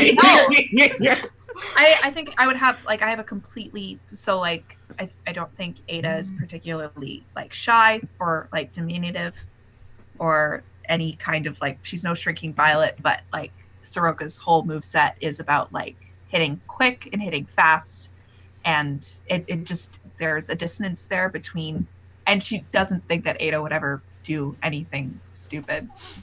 Little does she. Yeah, but Ada has a history of not telling the truth to her parents. Yeah. But I mean, That's I'm just throwing it out there because I already have my mom's hero name is Resistor. That would be. That would be She's cool an electricity because hero, and she's very popular. And Okay. all right. I'm just saying, if we don't need to do the mental work. I No, mean, that's yeah. That would be Mhm. I like cool that. because you had said that the hero who betrayed us was somebody who brought you into the team, Mhm. and so I'm assuming that if they knew you, then they would know your parents, being Yeah. a hero. And So that would make sense. yeah, it makes sense. And also, I feel like your parents would know my mentor and the costume that Todd wears is similar to the one that the other one wears. So she was probably Newcastle, I'll tell Conrad.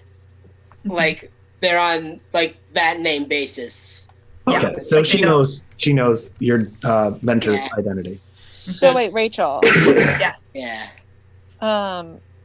Did Helios know your real identity? Of course. Oh, fun. drama. So Yeah. that's cool. So Uh-huh. that's gonna not come up ever. No, never. That's Dave fun. won't use that No. against us. We're not giving Dave ammunition. We're not giving any knives. Yeah, Katie, of all the people to say that. That's why he wants suggesting stuff that involves Ada, so that I can Ah. absolutely get destroyed. Okay. Ada's the real okay, take of the group. okay. Yeah. I like it. So transformed. We drew attention and ire from plenty during the fight. One important person hates us in particular, or one important person in particular now hates and fears us. Who is it? Mm. I'm a little lost on this one, but I think maybe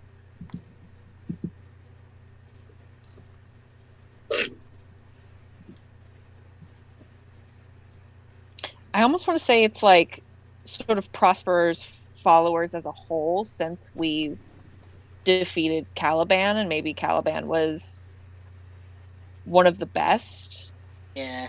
out of their whole following. Being beat up by a bunch of dumb kids. So we have But I like, almost I almost want it to be like an organization, but I don't know what I would call that organization. I want it almost to be something that's like neutral to good aligned as opposed to bad. Okay. I don't know. It's you have the last word on it, but it's No, more I like that. if it's like I'm thinking the thoughts. So what's the question again?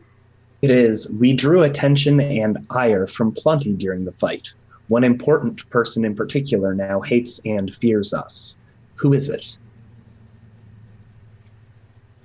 Can it be like a member of the city council? Hmm. Yes. So the fight happened in like their district, and we caused a lot of structural, like there was just damage that happened, obviously.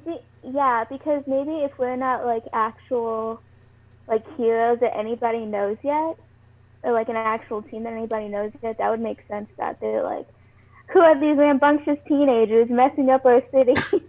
Like causing property damage.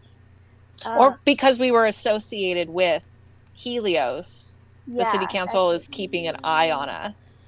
Mhm. Yeah. Or this counselor in particular is like, Yeah. the whole city council is keeping an eye on this, but this guy is like Jonah Jameson. That's his name? Yeah. J.J. Abrams. J.J. And it's like, J.J. Abrams, indeed. Yeah. Now I'm gonna like every time they show up, there's just gonna be a lens flare behind them. Is their name Fuck. Jonah Abrams? I'm dead. Okay. I'm gonna spitball this. What if the city councilor was a previous Helios, and that Helios Yes. blames us oh, for the current Helios Yes. switching over? Yep.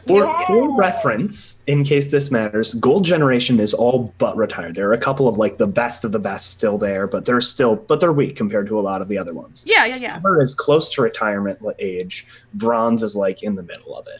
Well, and it would make sense that one of the old Helios would retire and become city councilor. Yeah, I think yeah, so. Yeah. I think so. this is Oh. like the Silver Age Helios. The Silver Age Helios? Yeah. Okay. Okay. Did they like just get this position then, or have they like swapped from hero work earlier on to pass I the think mantle? they swapped earlier. Yeah. Yeah. Okay.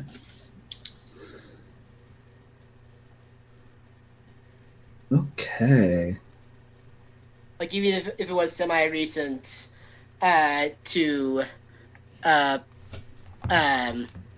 like that is his retiring from the hero life. So Yeah. yeah, local politics. Yeah. Then it is now the prodigy. We stuck together after all was said and done. Protege. Why? I'm sorry. Protege. It's a different word. You're right. protege. Prodigy is, you're right, different. And I'm stupid for not recognizing that. I know. Look, Dave, no y'all one know what here you knows meant. how. No one here knows how to read. Come on. Yeah. Yeah. Um, Excuse you. Speak for Right, It's an yourself. autonomous, so good. I can't say the name of this game. Katie, it's masks. It's not a hard word. It's one vowel. Katie's that gay. You know what word I meant. Leave me alone. We all know what you mean. But we stuck together after all was said and done. Why? How did we keep in contact? As far as why we stuck together, like, I think this is semi-established. Like, we all saw moments of synergy in between ones we don't know. Like, Veronica throwing something to Animus, then him slamming it down. Like, there were so many little moments like that, at least Todd, probably like most, if not everyone else, kind of noticed. And that's why we are still together. And our bond over losing that friend.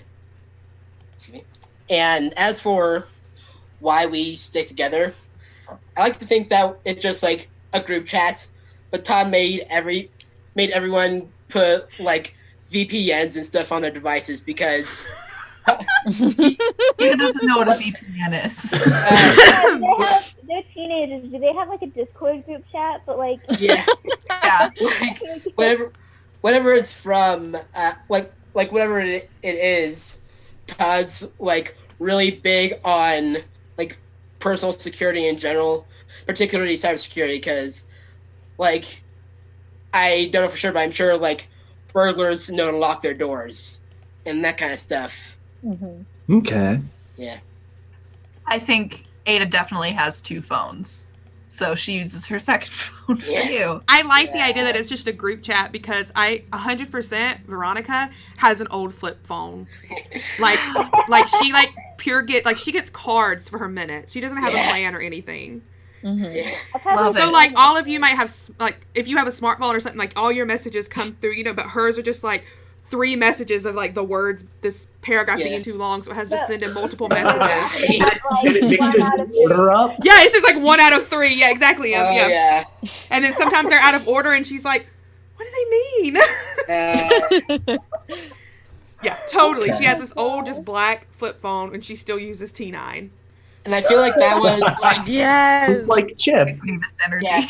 Like you mentioned, Doesn't use like T9. there are still moments of these dumb rich kids, like Todd, who is like he's not upper crust, but he's still like decently well off. So he probably suggested it without even a second thought of how anyone else might not have like that technology. Readily Yeah, she's available. like, Todd is using all of my minutes this month. No, I love that a lot. I like that Probably, discrepancy I don't know. in Yeah. class. Yeah. Yeah, I really like this. Probably stole my phone. I don't know. Animus doesn't need a phone. Animus is a phone. He's his own phone.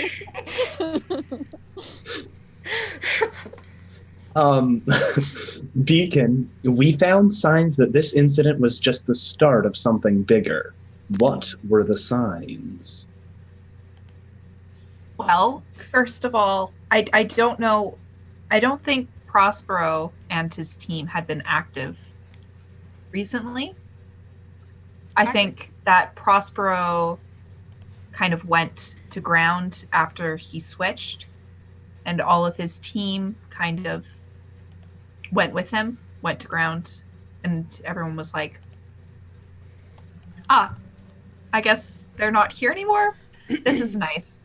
And now we haven't seen any other members of that team, but we did fight Caliban, and that's not good.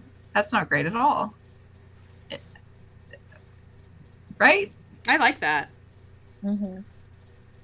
Yeah. Okay. And we also lost a team member to this Yeah. idea. Yeah, like maybe they're trying to look for new blood. Yeah, they're like waiting to Yeah. strike. They're recruiting. Yeah. So Prospero has Did- all. Oh, go ahead. Oh, I was just gonna ask, did Prospero have a calling card that maybe we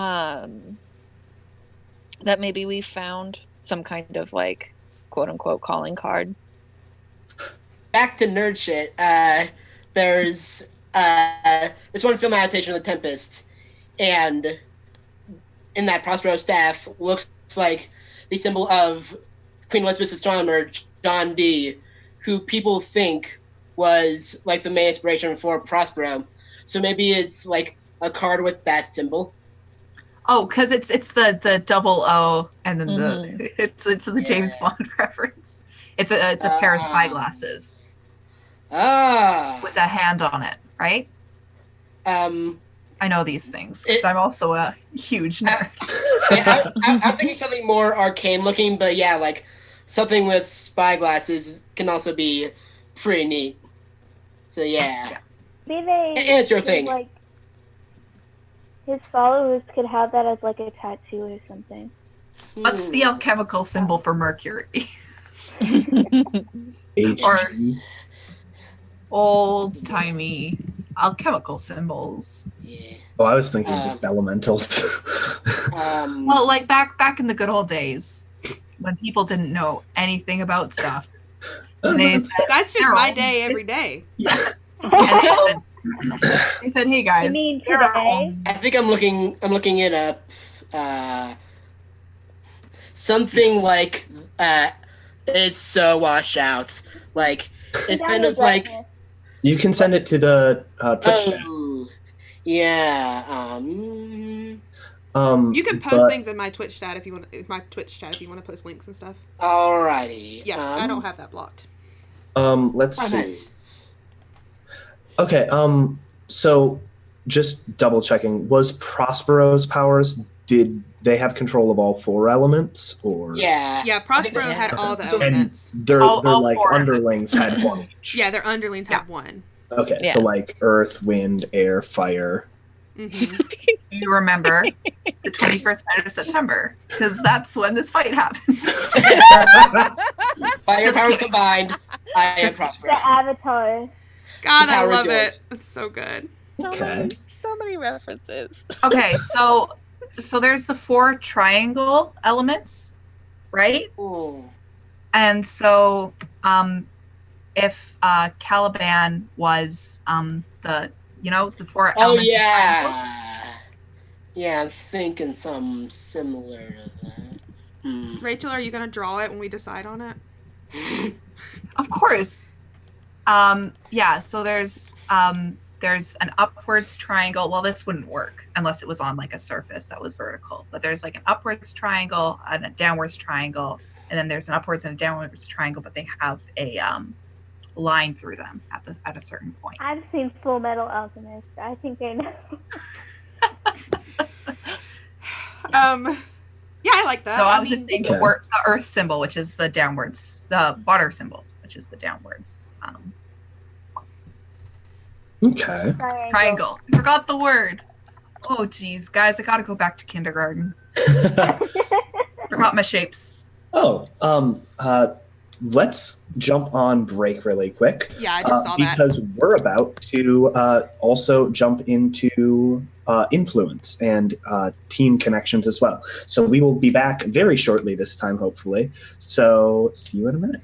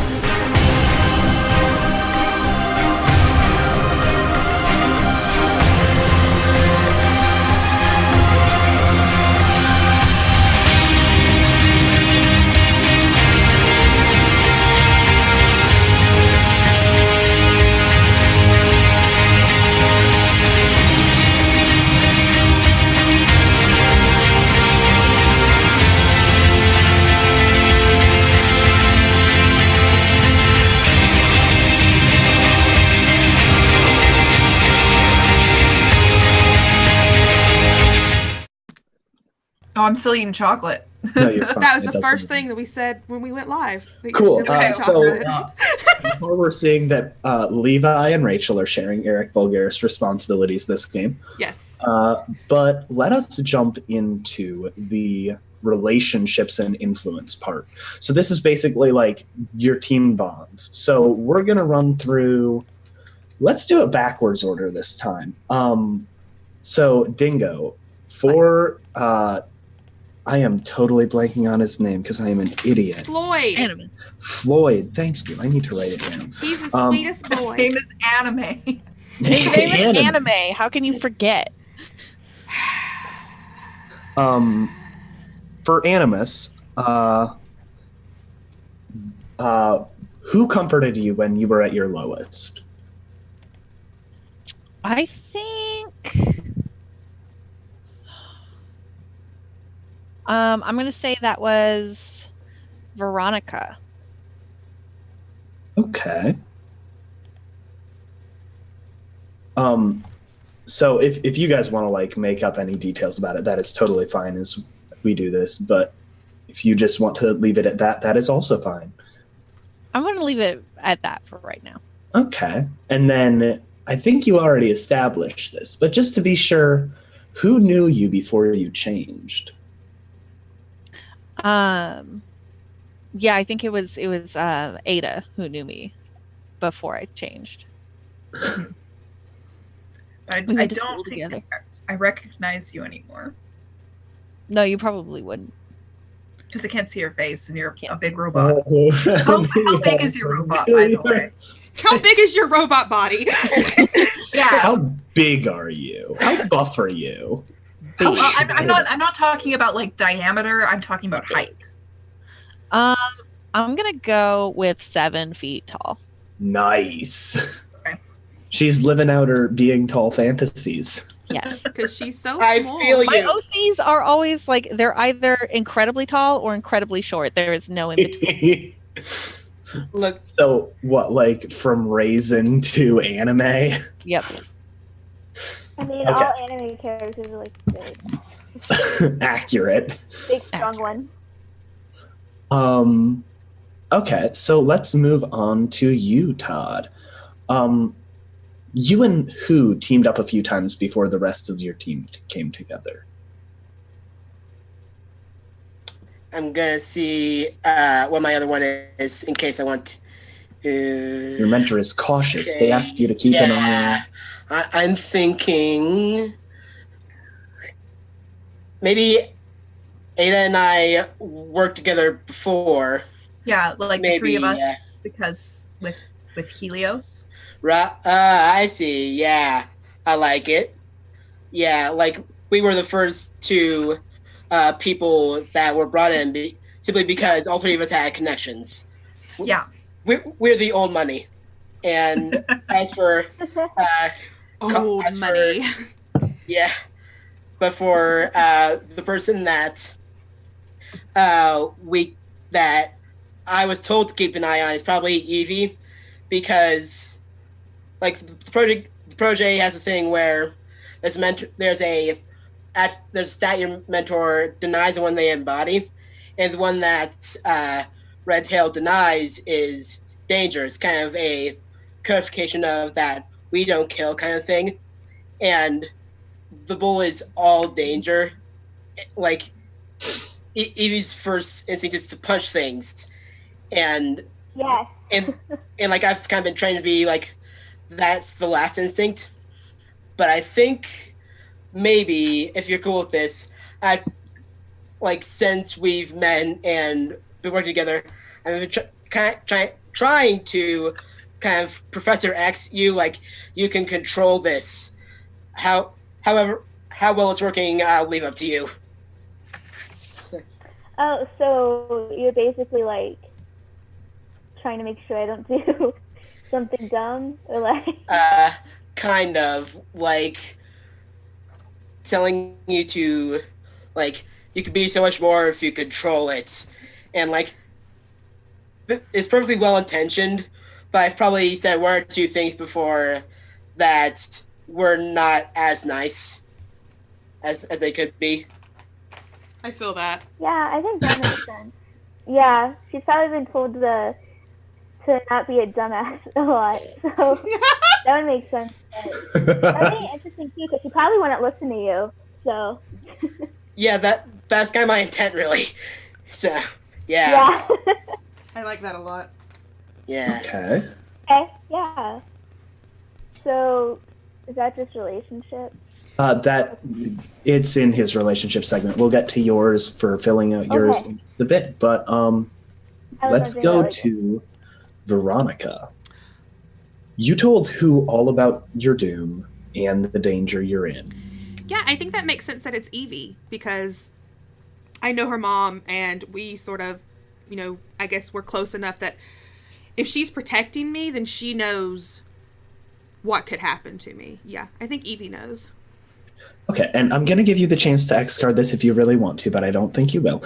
You'd love to kiss who before your doom comes? You want to X-card that? Let's take a Is that guess. too much for you? Is that too I'm gonna smooch the sexual? cyborg! Like too much? Let me smooch that cyborg! I want to Okay. see what's under that metal. Let me take that metal off!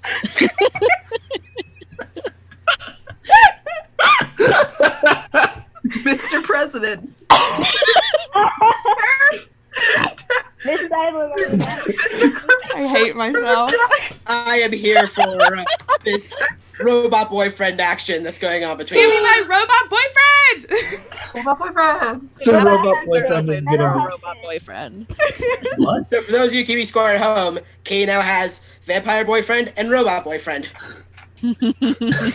Oh, she's I got a got bingo card. So this is the precursor to Final Pam and Metal Husband.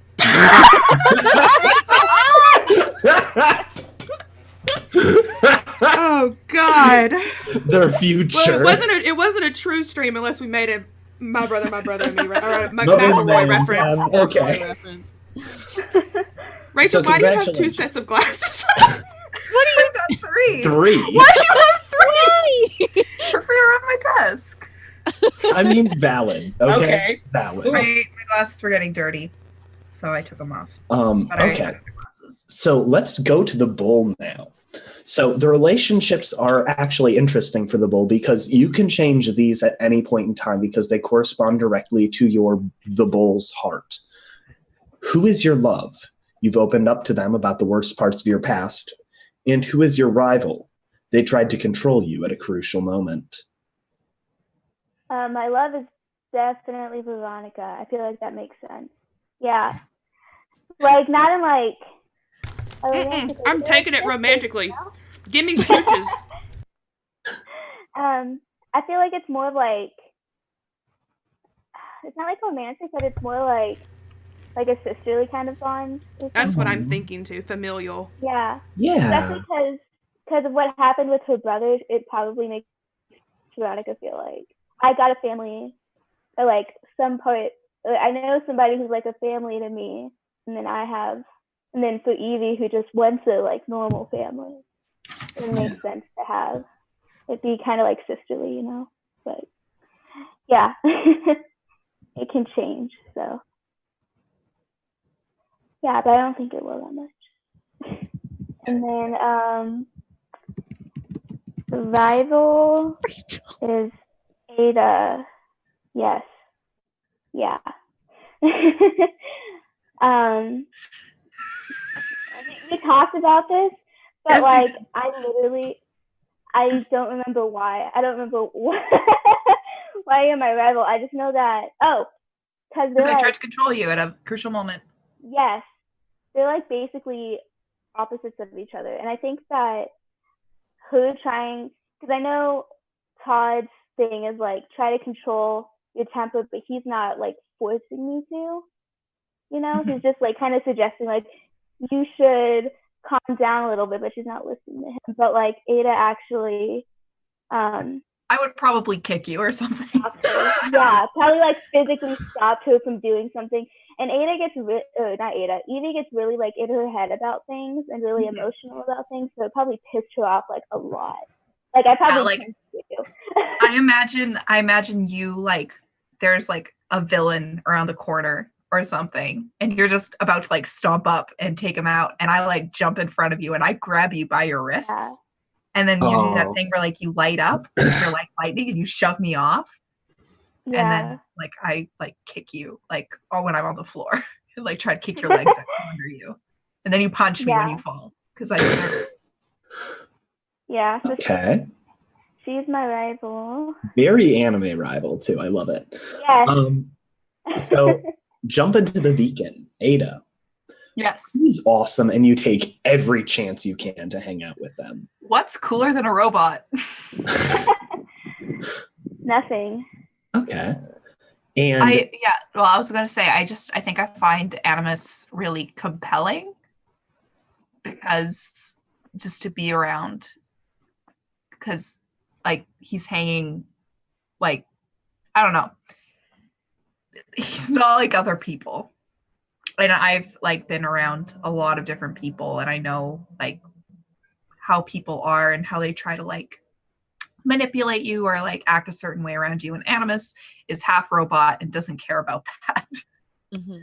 About proving anything. So it's really refreshing and clear being around them. okay. Yeah. And you've got to prove yourself to who before you feel like a real hero? I do think it is Evie, because Evie's, super strong and super powerful. And I think if we ever like spar or like end up in a fight together, like I can like punch someone, doesn't do anything, and then she comes in and she's like bam, and it's like and this big thing, and whenever we spar she absolutely just like wipes the floor with me.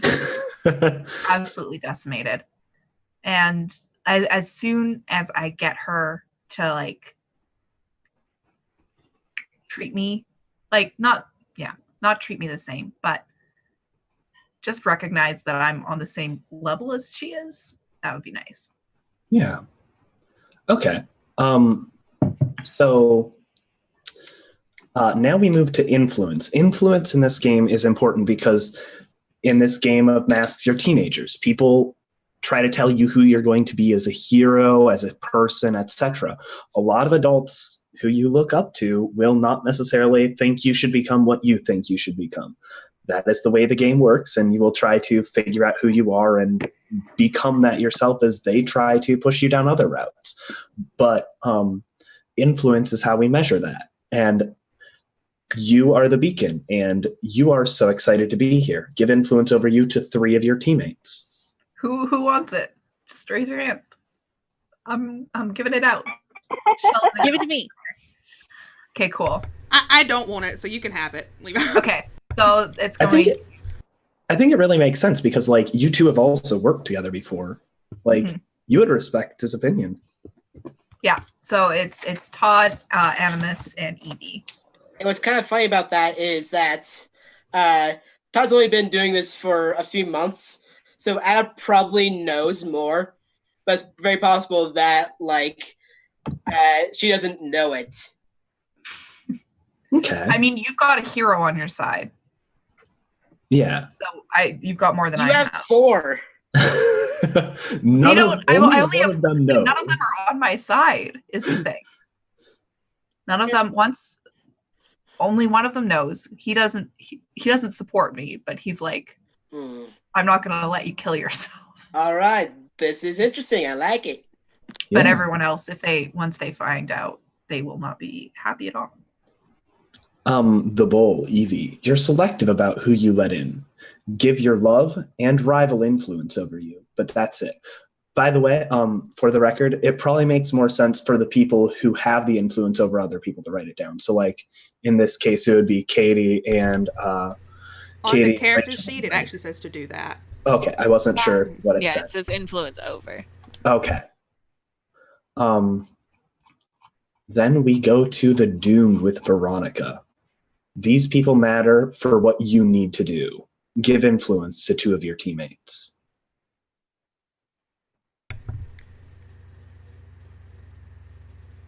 Evie and Animus. Okay. Then let's move down to the protege. which I said right this time. Proud of you. Great job. Thank you, everyone. I do my best. Okay, so choose your demeanor, playful or business. Yeah, I think like Todd's a pretty upbeat person, despite how quiet he can be. So definitely giving influence to Ada, and Veronica, if that's okay, because I have a bit of an idea of, like, if I may suggest a kind of relationship thing. Like, Yeah. the moment I noticed that Veronica doesn't have a code name or a hero costume, my immediate thought was, Todd doesn't like that, because he's so, he values personal security so much that he considers code names and masks to be like a type of personal security, and the fact that you don't makes him nervous for you and anyone you know. And like Todd probably doesn't even know like a lot about your backstory, Mm-hmm. so I just assume that there are this is kind of mean, as if there are people that you need to keep safe. Yeah, like I probably get onto you about that, but like with my thing with Evie, I'm not like I'm only Ada? sometimes. Oh, Ada, sorry. No, Or Evie. It's Evie that you're Yeah. getting influence over you? Okay, because you said Ada earlier. No, I'm saying like the thing that I established earlier with Evie is that I tried to tell you this, but I'm only sometimes accidentally mean about it. And Yeah, the I way get that, that. the way that translates into influence is that your response to that is what you think of me. So yeah, influence to Ada, Veronica, and Evie for I like similar that. reasons. I like Okay. that. Okay. And Oh, then wait, I the just put in my list. and then the transformed. You try not to care what other people think, even if you can't shut everyone out. Give influence to one teammate. I mean, it's Veronica. Yeah. Who would have guessed? Who'd have thunked? Who'd have thought? You should have known this would Okay. happen when me and Dingo were in the same game. Oh yeah, I knew. But I think we are going to, if you guys are okay with this, open up with the first issue. Ah. Are we playing? Oh, Okay. Are we playing? I don't know it's what I'm doing. happening. We're gonna play. Do the thing. We're doing the thing. So it's called Just Another Tuesday. And on the front cover, you have this sprawling, large metropolis city with a few heroes sort of tumbling from the sky, comic book style, not like engaged in powers, just so you have a face for your main characters as you see this major city in the background. I think we open up, and the first panel is of a large sort of tech building on one of the floors of one of the high rises in probably the middle sector of the city. Not too expensive because real estate can get pricey towards the center, but definitely not the slums. You see this the panels zoom in on this female, Caucasian, brown hair, about 35 years old, you would say, as she enters a server building or a server room inside one of the buildings. And you can see servers all around. And then you see a panel of someone walking up to her, confused. Excuse me, miss, I don't think you're supposed to be here. Do you have clearance? And you see her. I was hoping there would be nobody here. Pushes them back, and as she does, the server racks explode behind them. And just molecules of these shattered microchips hang in the air.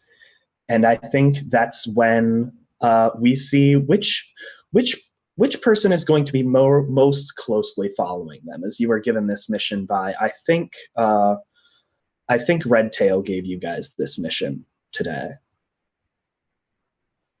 There's chaos in not everyone, and it's all hands on deck today in Halcyon City. Todd is likely taking point unless anyone else thinks that they would be. Is Todd just in the lead, or we'll figure that out in a bit, actually. Yeah. I was going to say, if there's any like air or like conduction vents that run through the server room. Oh, yeah, there absolutely are. Ada is probably in one. Okay. Because she's camouflage and stealth, so you got to be sneaky.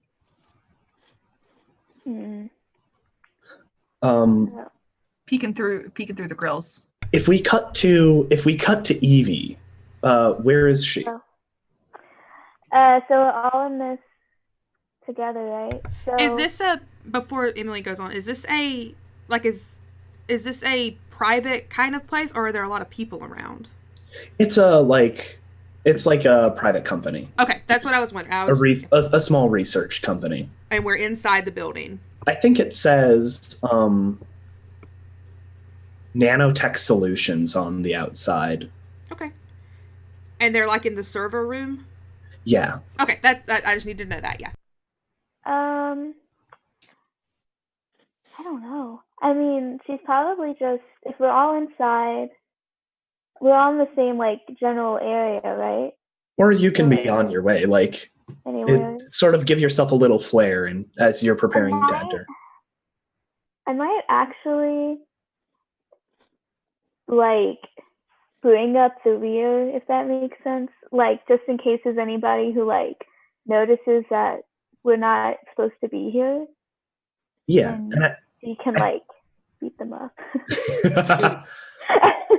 I think it's like we're seeing different panels cut away. Like at the front of the group, it has Todd, and like it has a little blurb about him, and then Ada climbing through the vents, specializing in stealth and martial combat.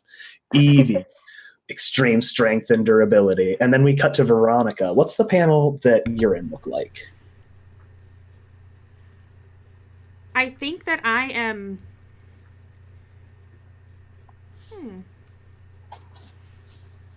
I think I'm waiting in the server room in the shadows. Oh, okay. Okay. Sort of like in the corner, or like what corner? Like in the corner, probably like close to wherever this big spark, these sparks just happened, and I probably had to like duck away. I was probably way too close to it. Okay. Yeah. And then Animus, and I was looking at your name and like anime. Yeah, Animus. What does your panel look like? I think Animus is like, there's sort of two, like a split panel of Animus pushing a security guard out of their like little like box. And then I think Animus is in all of the security cameras. Okay. And like hooked in. Okay. And you see this, it cuts to a panel of you seeing this server room sort of explode, and then some of the cameras go dark. Do we have... This is, I guess, something we can establish as a team right now. Do we have communicators? Actually, we do, because I have the mentor's resources, and one of them is like that in-ear communicator. That's a huge part of the fantasy for me.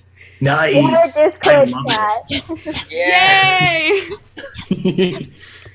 Because I was saying, if like Animus saw that all happen, Animus would be like, what's going on? If we had communicators. Right.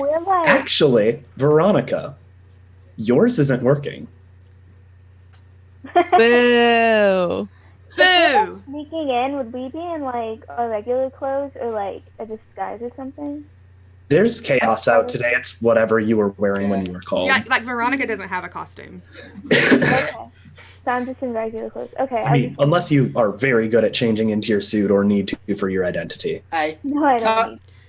Todd has a spare mask in the pocket of his hoodie at all times. Yeah, I was gonna say, Ada has like a modified like jacket that's like reversible, so it looks like her hero costume that she made, and then also like a mask. Actually, by the way, sorry, go ahead. And a hair tie to put her hair up. Sorry, I do take it back, Katie. Your communicator is not blown out. Sorry. It is or it isn't? It is not. Okay. Sorry. So then once you see all these, the server room sort of explode and some cameras go dark, what do you guys do?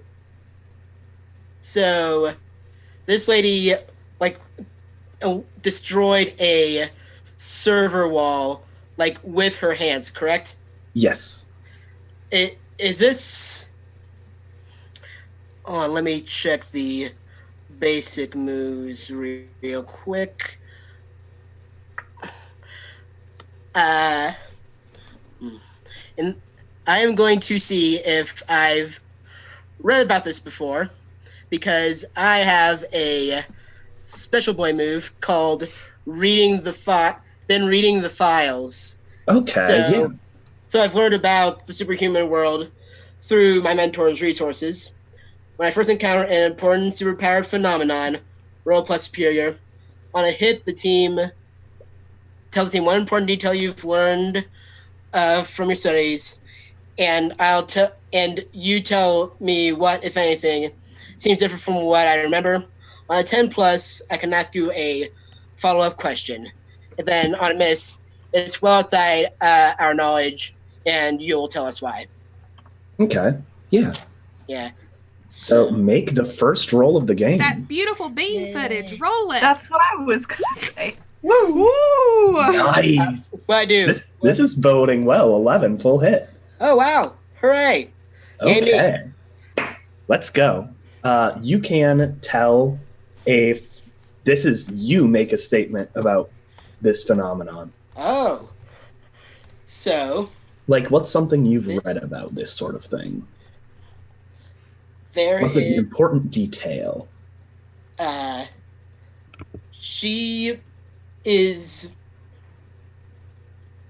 got this extreme strength from a particular source, and the community of supers can have, like, they've noticed patterns, and like there is a small group of people, like maybe 3, who have this strength, and she has been identified as one of them. So, is there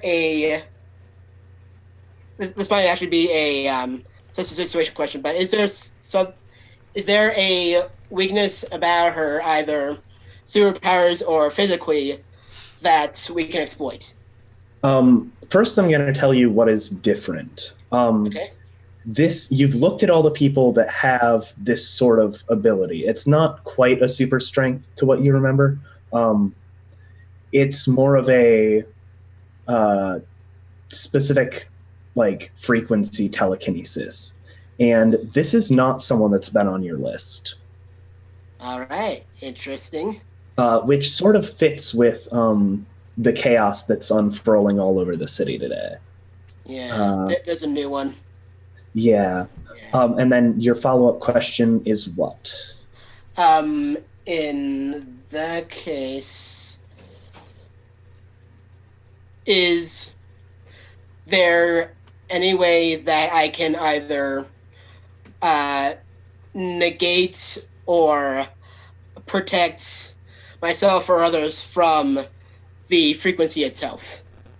It's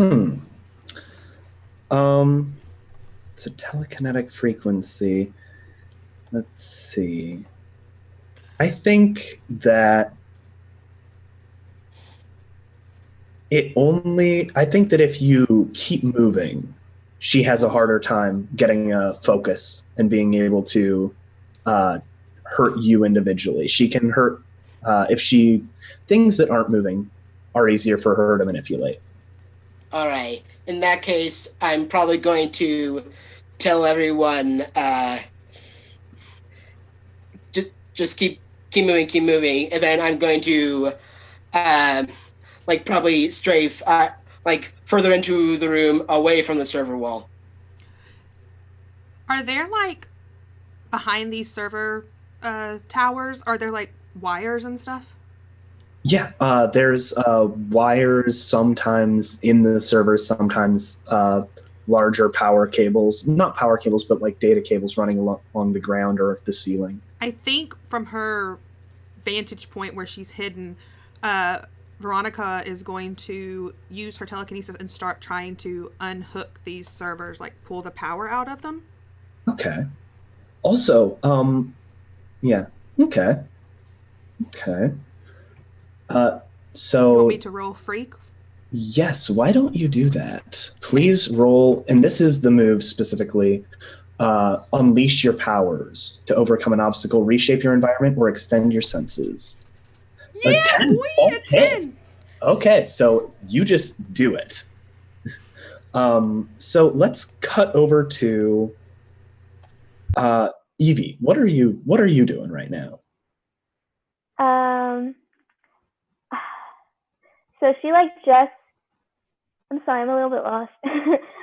So she just messed the woman. She just messed with the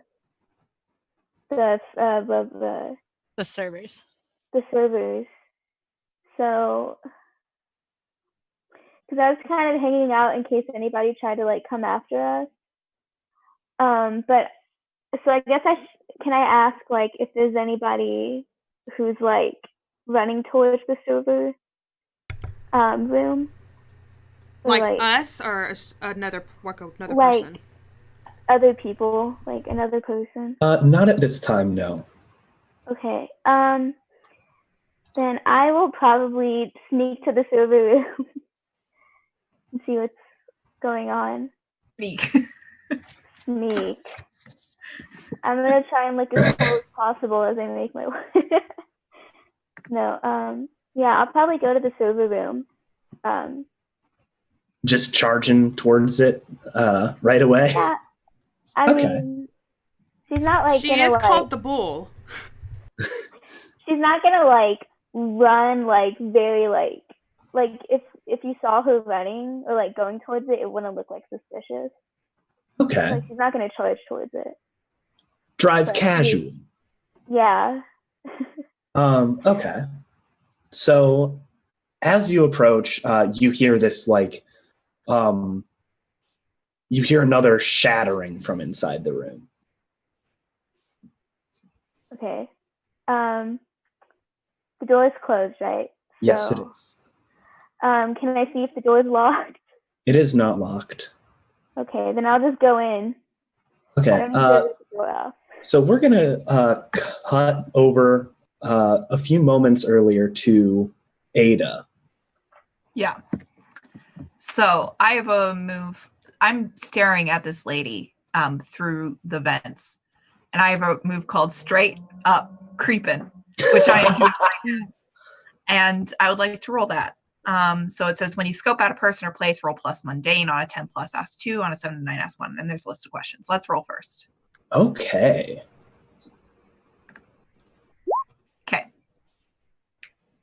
I get, let me check out the conditions of that move. You ask one question. I ask one question. I need to pull this up. What is your best way in or out? What happened here recently? What is worth grabbing? Who or what is not what they seem? And whose place is this?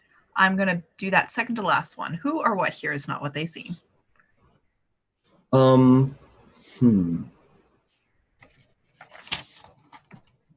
Let's see. The wall at the end of the room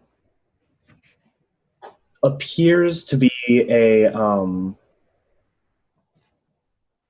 it seems like it's a cooling vent area for the room to keep the servers cool. But you notice a hairline crack and seems like it's a door. I'm going to press my finger into the communicator and say, "Hey, everybody, just so you know, I think the server wall at the end of the room, not a server wall, just the regular wall. It's not a wall, it's a door. Just so you know." She hears you. Affirmative. And so she hears you. Her eyes snap up towards the ceiling, and shit. she raises her hand, and a bunch of these shards of the semiconductors just fly, peppering into the roof. Can I try to deflect them? Yes, absolutely you can. That is going to be triggering the move Defend. When you defend someone or something from an immediate threat, roll Savior. Yeah. First potential mark! Katie marks potential. So you unfortunately do not do that. And I am going to say that you're not badly hurt, as these are little small bits, but you get a couple buried in your flesh, Ada. And I think that you are going to mark a condition because of these light injuries. So conditions are basically how it describes your emotional state. So which one do you think would fit best for this? Oh, it's definitely afraid.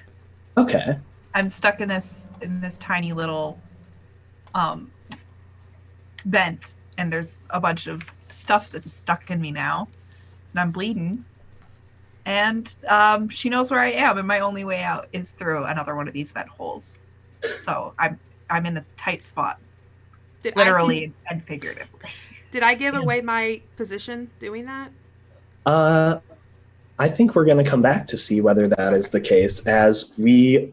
Actually, no, I think her head does turn towards you as you do that. And she reaches out her hand, sort of like tilts her head to the side. How many of you are there? And just swings her hand to the side, and your communicator... Well, there's enough of us to take you down. And I'm going to charge her and try to grab her, pulling my gloves off. I think we're going to cut away as you run towards her to Animus. Just thinking, God, Evie's going to be so mad at me. Yeah, I think Animus is sitting in the security booth, trying to talk to everyone when the security cam goes out. Just Animus requesting visual in server room. Requesting visual. And if he doesn't get any response, I think he books it up to the server room. Okay. So what is Todd doing? I am glad you asked, because I likely I was gonna do something, but since Veronica, I presume I noticed Veronica charging at her, so I will take a little bolo string and then throw it at the lady in a way that ideally she'll fall towards Veronica, or just make it hard for her to move. Okay. So let me just see if I understand this right. So we have Ada in the vents. Veronica's charging towards her, and as Veronica's charging towards her, that's when Evie, Todd, and Animus all end up arriving at the scene. And how do you guys enter the room when you see this? I blow open the door. Okay. Evie, how does that make you? How does it make me feel? I think it's really cool. I mean, that's valid. Yeah, she's like, oh, this is sweet, because she would have busted down the door anyways. So. Okay. And I think this is when we actually hit the part where you enter the battle against a dangerous foe as a team. So first off, I'm going to ask who's leading. Right now it seems like Animus. Animus, yeah. Yeah, I agree. Yeah, I think if Animus blasted through the door, he'd be in front. Yeah. Okay, and you guys can disagree. Like that is part of it. Oh yeah. But I think that makes sense though. Yeah, I think Yeah. he blasts through and he goes, Animus is here to help. Oh my god! I love the sweet boy. Oh, okay. Oh my god. So First off, we're entering into battle against a dangerous foe. So we add 2 team to the pool. Animus, do you have influence over every teammate? I only have influence over 2, so no. Okay, so we don't add another team for that. If everyone has the same purpose in the fight, add another team. What is your purpose? stop her. Yeah. Incapacitate Stop. this lady. Yeah. Okay, so you now have 3 team. If any team member mistrusts the leader or the team, remove a team. I don't think anyone mistrusts Animus. Right. No, Okay. I don't. Yeah. If your team is ill-prepared or off balance, remove a team. I think we're a little bit off balance. Yeah. With Ada, maybe a little off balance. Yeah, sorry guys. We're not the best coordinated right now. No, that's totally fair. Yeah. You still have 2 team. I'm also, by points the way, going. if you're on the roll 20, I'm writing this on the roll 20, so we That can just is keep up awesome. with it. Thank That's you. good. Appreciate it. It's just so you on the have board. 2 team, and team works by you basically spend it in order to add to someone else's roll. And this can be done after they rolled. So you can literally go like, oh, well, John was going to miss his roll, so I'm going to help him out by shooting an arrow at the guy, and that'll get him from the 6 to the 7 he needs. But so I think as we open up, you said you wanted to throw your bolos at this lady, correct? Yeah, like I'm thinking that's a very like in his internal strategy, that's his first instinct, like he has it out and just throws it at her. Because like we've established that like I'm just now entering the room. Yeah. Alright, okay, yeah, still works. So Okay. yeah, I'm just gonna go for the legs. Okay, so I think in this case, you probably haven't had time to fully absorb the situation, and tell me if I'm wrong, but this is you directly engaging a threat, correct? Seems good. Okay, so I'm going to need you to roll plus danger. Alright. This is when you directly engage a threat, roll danger. On a hit, trade blows. On a 10 plus, pick 2. On a 7 to 9, pick 1. Alright, let's see. Roll with danger. Oh, I just remembered what my danger is. Oh dear. As it says, oh dear. Oh no. So I think you do that, and let's see. I think what makes the most sense is for you to mark guilty, because you ended up missing this thing that you realized now your teammate was going to be relying on. Yeah, like instead of helping her as I say the intent for, it actually like screws it up. Yeah, exactly. Alright. And I think that is going to. I think that actually leads into her being able to. No, she wouldn't be able to do that. So yeah, I think now it's your turn, Katie, to try to directly engage a threat. So how's Veronica doing this? Yeah, she's just charging forward, sort of like Evie does, just charging right into it. And as she's charging, she's pulling one of her gloves off and trying to grip at this woman's skin. Anywhere she can see some skin, she's going to try to touch her. Oh, she's wearing just civilian clothes. Okay, then yeah, like her neck or her wrist or something. Okay. So why don't you make that roll with danger for me? Okay. Oh, there it is. Okay, so you get to choose one of the options, those being resist or avoid their blows, take something from them, create an opportunity for your allies, impress, surprise, or frighten the opposition. Create an opportunity for my allies. Okay, so what sort of thing do you do to create an Oh, opportunity? I mean, it's going to start if I touch her skin, it's going to start draining her power. So I figure she'll just have to pause or maybe like, what the hell is happening? And try to get me off of her.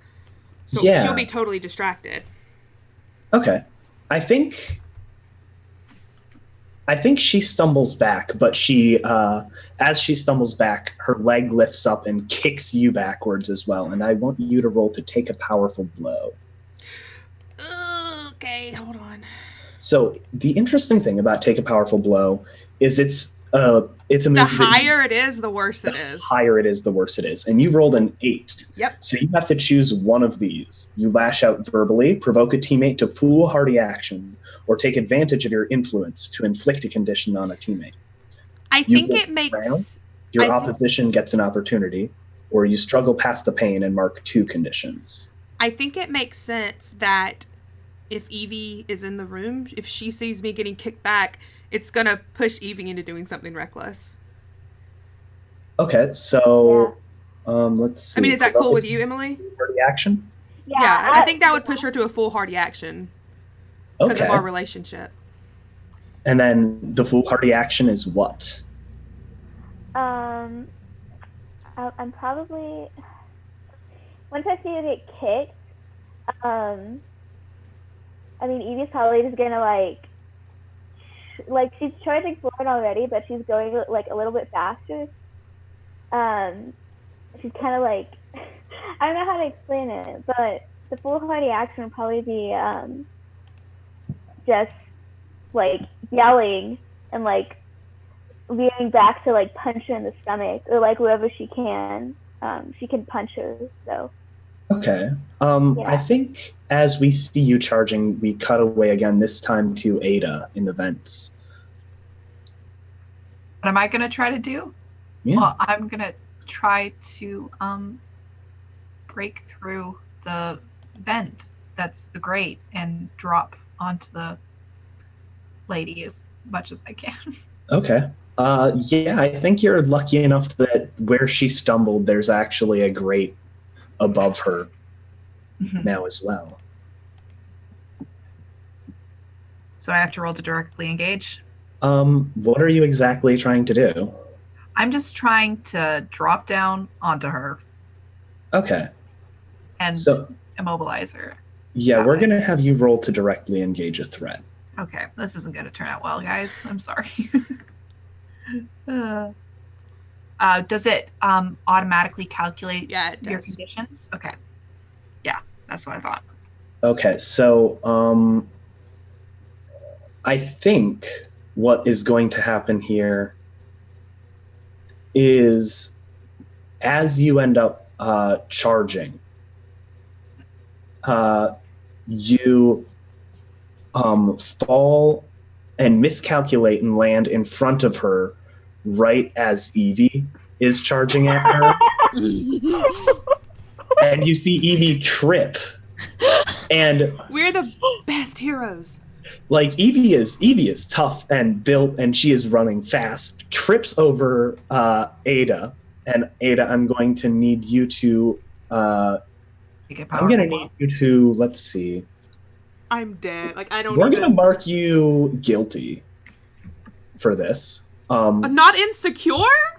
Yeah. No, guilty because Evie, when she trips, smashes into an out-of-balance server that was partially destroyed, and it starts tilting towards a person working in the room that's behind that server as it starts to fall onto them. Animus would run to hold up the server to prevent it from falling. Right, that's what I was going to do. Okay, so we're going to have... This is defend. So this is the defend roll. So roll with plus savior. Oh, I'm so good at that. I'm worried you're not now. Wow! Gosh. Mark potential? I get so much potential. Remember to mark potential. I need to remember to do that. This thing it's collapsing onto you, and you are... It's going to be crushing you in the process. And I'm going to have you take a powerful blow. Okay. How do I do that? That is roll, take a powerful blow, which is its own unique move. It just Roll plus beside conditions. Yeah, it's right Oh, okay. on the right side of your character sheet. because it adds all your conditions into it. You want to roll low for the record. Oh. Okay. You missed, so you are good.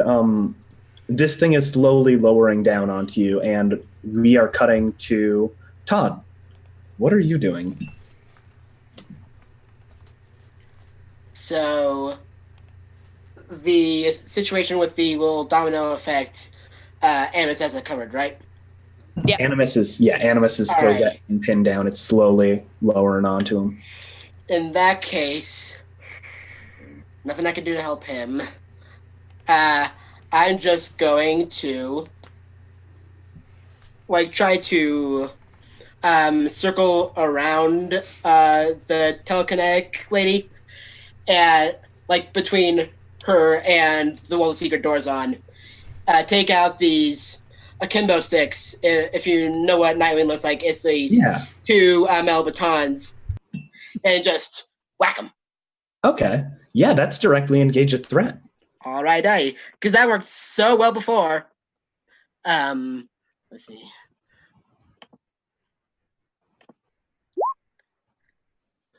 Okay, I think this time. I should stop hitting people. I think this time. Let's see. Give me. I'm still working on learning my end of the game too. So sorry. It's okay. I'm marking potential. I'm growing as a person. Hooray! I think as you do this, you get pelted by these chips, and you get you sort of wince as you end up heading to attack, and your grip loosens, and you drop your sticks, and they roll behind the server. Meanwhile, let's jump back to Evie. After crashing into this server and starting to topple it, what are you up to now? She's gonna try and punch her. But before she does, all she knows how she's like, I'm gonna punch her even though I messed up. But before she does, she's gonna turn, because is Ada behind me now? Because I tripped over her. Oh, I am so on the floor. Okay, I'm gonna look over and look at you and go, what the fuck? And then punch her and try and punch her in the face. I have a question. When you say what the fuck, are you trying to provoke Ada into doing something? No, she's just mad. You can hear Animus in your comm. No swearing, please. Oh, the sweetest boy. The sweet little hall miner. Oh God. Okay, Evie, please roll with danger. Okay.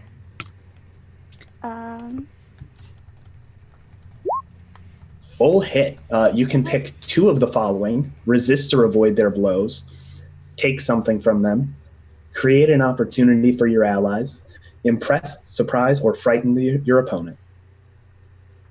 I'll probably, I don't know, because I'm just punching her in the face. It's not, so I guess I would create an opportunity for my allies by taking her off guard. Okay. So if they want to get a sneak attack, they can. And then impress, surprise, or frighten the opposition. Probably surprise the opposition, because I just punched her. I just punched the shit out of her. Yeah. And so she'd probably be really surprised by that. Yeah. Yeah, okay. I think as you punch her and she stumbles back, you can see her seething through her teeth, and she just looks at you and looks at all of you, and then eyes lock with you, Evie, and just says, "You're a freak. No one likes you." And she's going to be trying to shift your freak up and your mundane down. Okay. Now, you can try to resist this if you want, or you can accept it. I'm gonna resist it. Okay, so so when you roll to reject someone's influence, on a hit, you successfully hold to yourself and tune them out. Okay. So what do I roll? I do not know where it is on the sheet, so let me Is it check. Oh, is it a flat? the flat 2d6? Yeah. There's a Okay. button for it. Yes, that one. So, woo, let's hope. Nope. Okay, so on a miss, their words hit you hard. So even though she's a villain, even though all of this, you're still impressionable. And someone telling you you're a freak hits really hard, especially after everything that you've been through. And you shift that label up and mundane down, and you also mark a condition. This condition is insecure. Okay. So when I move, hold on. So when I shift mundane up, Mundane goes down, freak Down. goes up. so it just goes down by 1. Yep. Okay. Goes down, freak goes up by 1, mundane goes down by 1. Okay. Thank you. And I think she spits out some blood. I just wipe it off my face. Veronica. Yeah, I have a question for you, Dave, out of character. Yeah. If I wanted to use one of my doom signs, would you consider that a whole action? No. You wouldn't, so I could still like attack if I wanted to? Yeah, I mean, it's not like regular D&D or something where it's initiative. Yeah, I know, but I just wanted to make sure I didn't want to fuck everything up. So my doom sign is dark visions. Yes. Mark my doom track to have a vision about the situation at hand. After the vision asks the GM a question, they will answer it honestly. So I think like while Evie has punched her and caught her off guard, it sort of knocked me back a little bit. Yeah. And I'm reaching out to try to grab her, and I have the vision. Okay, so I think what you see is an alternate version of events where she walks in, blows up a couple servers, uses the debris to carve a hole in the wall on the far side of the room, and you see a small little laboratory. And inside of it, there is a glass case that has a lot of instruments running off of it, and a small technological device that you do not know the purpose of. She grabs it and she walks out. Okay, so my question for you, answer it honestly. What can I ask you? I think my question is, can I recognize what kind of lab this is? Let's see. Like what they might have been doing in this lab, that kind of thing. You end up realizing that this is a lab where they make, it's not illegal. It's maybe a little sneaky in how it's being, in where it's regulated under, but where they're working on developing nanotech for manipulating cellular structures here. Okay. So when I come out of the vision, I think I'm just, I figure it was like slow motion or something. I'm still going to try to grab her and drain her power again. Yeah, okay. So that's going to be directly engage a threat. Okay. Oh dear. Oh dear. Did you, Katie. Oh dear. Yeah, that's accurate. I'm so weak. I have a -1. I think that,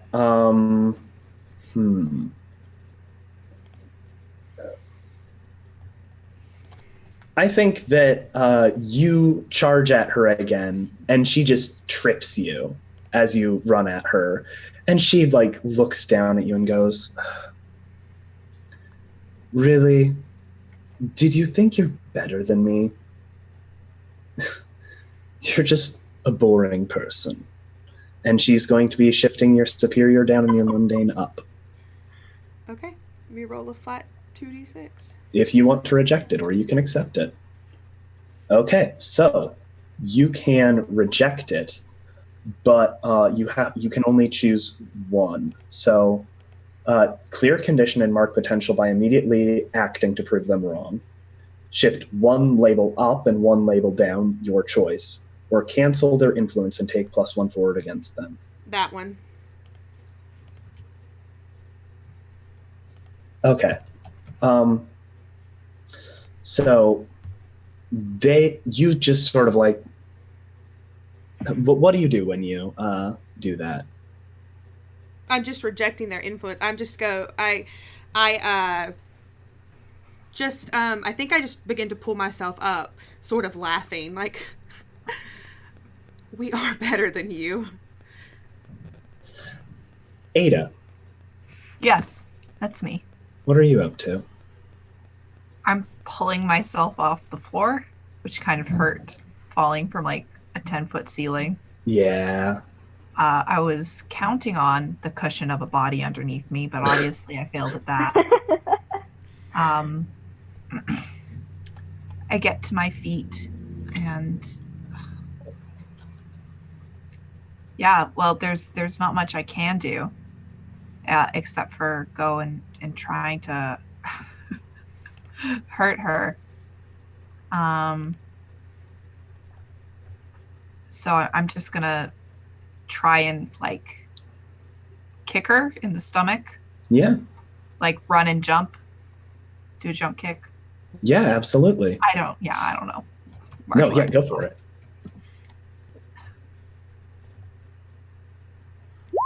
That wasn't gonna hit. For the record, you guys do have teams still. Yeah, oh, can I take that one? Or I'm cool with it. get that to a 7? Yeah. So there are two ways of using team. One is a teammate going, here's how I'm helping. And another is acting selfishly and without like consulting your teammates. So which one do you think is happening overall here for the group? Like, Well, here's the thing. I could like shove one of them aside and go and kick her, which would be like acting selfishly, right? yeah, it would. Or like they could either like move out of my way, and that would be creating. I mean, an someone opportunity. else could like try to distract, or it's a team thing. Like, Who's there? Because I'm like, Oh, no, I'm, You're it's older. obviously Actually, it's obviously what happened because Oh, Evie Tom. then looked at me and said, "What the fuck?" Yeah, And like that didn't make me happy. I mean, if So- you're cool, No, this is what's happening. Is All right. Evie hurt my feelings a little bit. So I'm going to go and I'm going to shove her out of the way and like use her like body as like the springboard for my kick. What the fuck? You know, like using her, like using my hand and like pushing her away to give me a little bit more momentum. Oh, okay. I think Right? Like pushing off the side of a pool, except I'm doing an awesome kick jump into her stomach of this villain S. Yeah. And I think that as you do, she stumbles backwards and thumps against the wall and tries to get up, but she's not someone who's physically very strong, and she ends up just, the wind is completely knocked out of her. Does anyone have restraints? I think it's possible that one of the things in the utility belt, like probably just one, is power repressing handcuffs. So I try to slap those on her as quick as I can. Yeah. And I think you do. And as you do, I think we just see, we hear a creaking and crashing, and then you all remember that there was this server that was falling, and we see a crash of dust, and then the issue ends. Yay. fun. Alrighty. Yeah. Yeah. That's not going to turn out bad next week or anything. No one got hurt at all. No. Us or anyone else. No. Sorry, we ran a little over. Sorry about that, everyone. But let's do introductions really quick. Yeah, we go around again. Dave, you want to start with yourself? Sure. I'm Dave. You can find me on Twitter at cc-2224. I actually need to end up editing episodes for the podcast. You can find that at Talkademia on Twitter. Other than that, you can find me here weekly for Masks, and then you can find me in a couple weeks on Fridays every other week for Monster of the Week. The 25th. Yes. Levi? Make sure I'm not muted. Okay. Hi, I'm Levi, at LeviPhipps97 on Twitter. I make YouTube videos sometimes. My Twitter has a link to the channel. I'll be here next week, but before that, I just learned this while we were here. I'm going to be on Off the Table playing For the Queen this Sunday, the 13th, at that would be 2 o'clock. Well, it's 1 to 3 Pacific, 4 Eastern. So yeah, that's gonna be super fun. As it stands now, I'm gonna be playing Ryutama on Spartacus when that happens. So yeah, it's gonna be fun. Rachel. Hi everyone, I'm Rachel. You can find me on Twitter at r_Omulus. As always, my schedule has changed a little bit recently. As Dave mentioned, I am on Talkademia, our Hero Academia podcast, where we talk about the anime. And so you can find that at Talkademia on Twitter. What else am I doing? On Jim's channel, at Other Doc, here on Twitch, I'm playing The Cold Ruins of Last Life. I think our sessions are starting back up again on Saturday, but I'm not quite sure. I have to check. But that's at 2 p.m. Eastern. If you're interested in that, where we play the Baleful Undead and enjoy ourselves. That's besides here, that's where you can find me in the near future. So, Ding dong. Hey, I'm Dingo. You can find me on Twitter at Where's My Dingus. Things have slowed down for me recently, but this week, I think the only place you're going to find me is Other Doc's channel on Sunday with Dave playing The Quiet Year.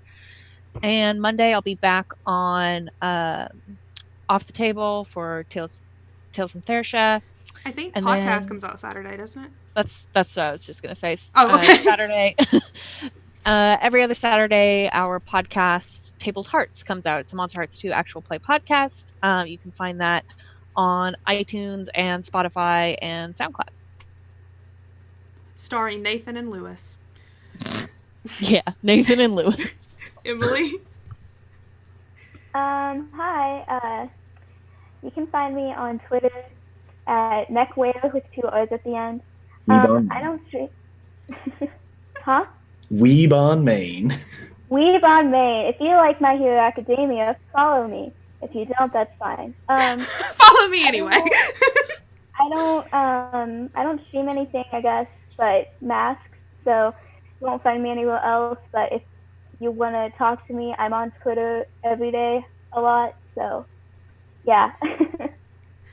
I'm Katie, and you can find me on Twitter at KatieFace. I don't think I'm doing anything tomorrow, but Thursday I'll be starting the viewer games of D&D on Scratch channel at noon. And I think that's it. And then podcast is Saturday. Sunday I'll be on Off the Table all day. I'll be playing For the Queen and BFF at different times during the day. So, yeah.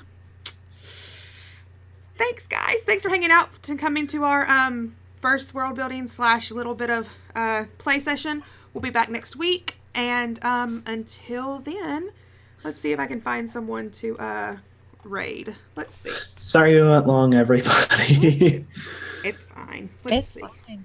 we're Gucci here. Mm-hmm. We're good. Ooh, Scraticus. Very good. Okay, guys, we will see you later. Bye. Bye.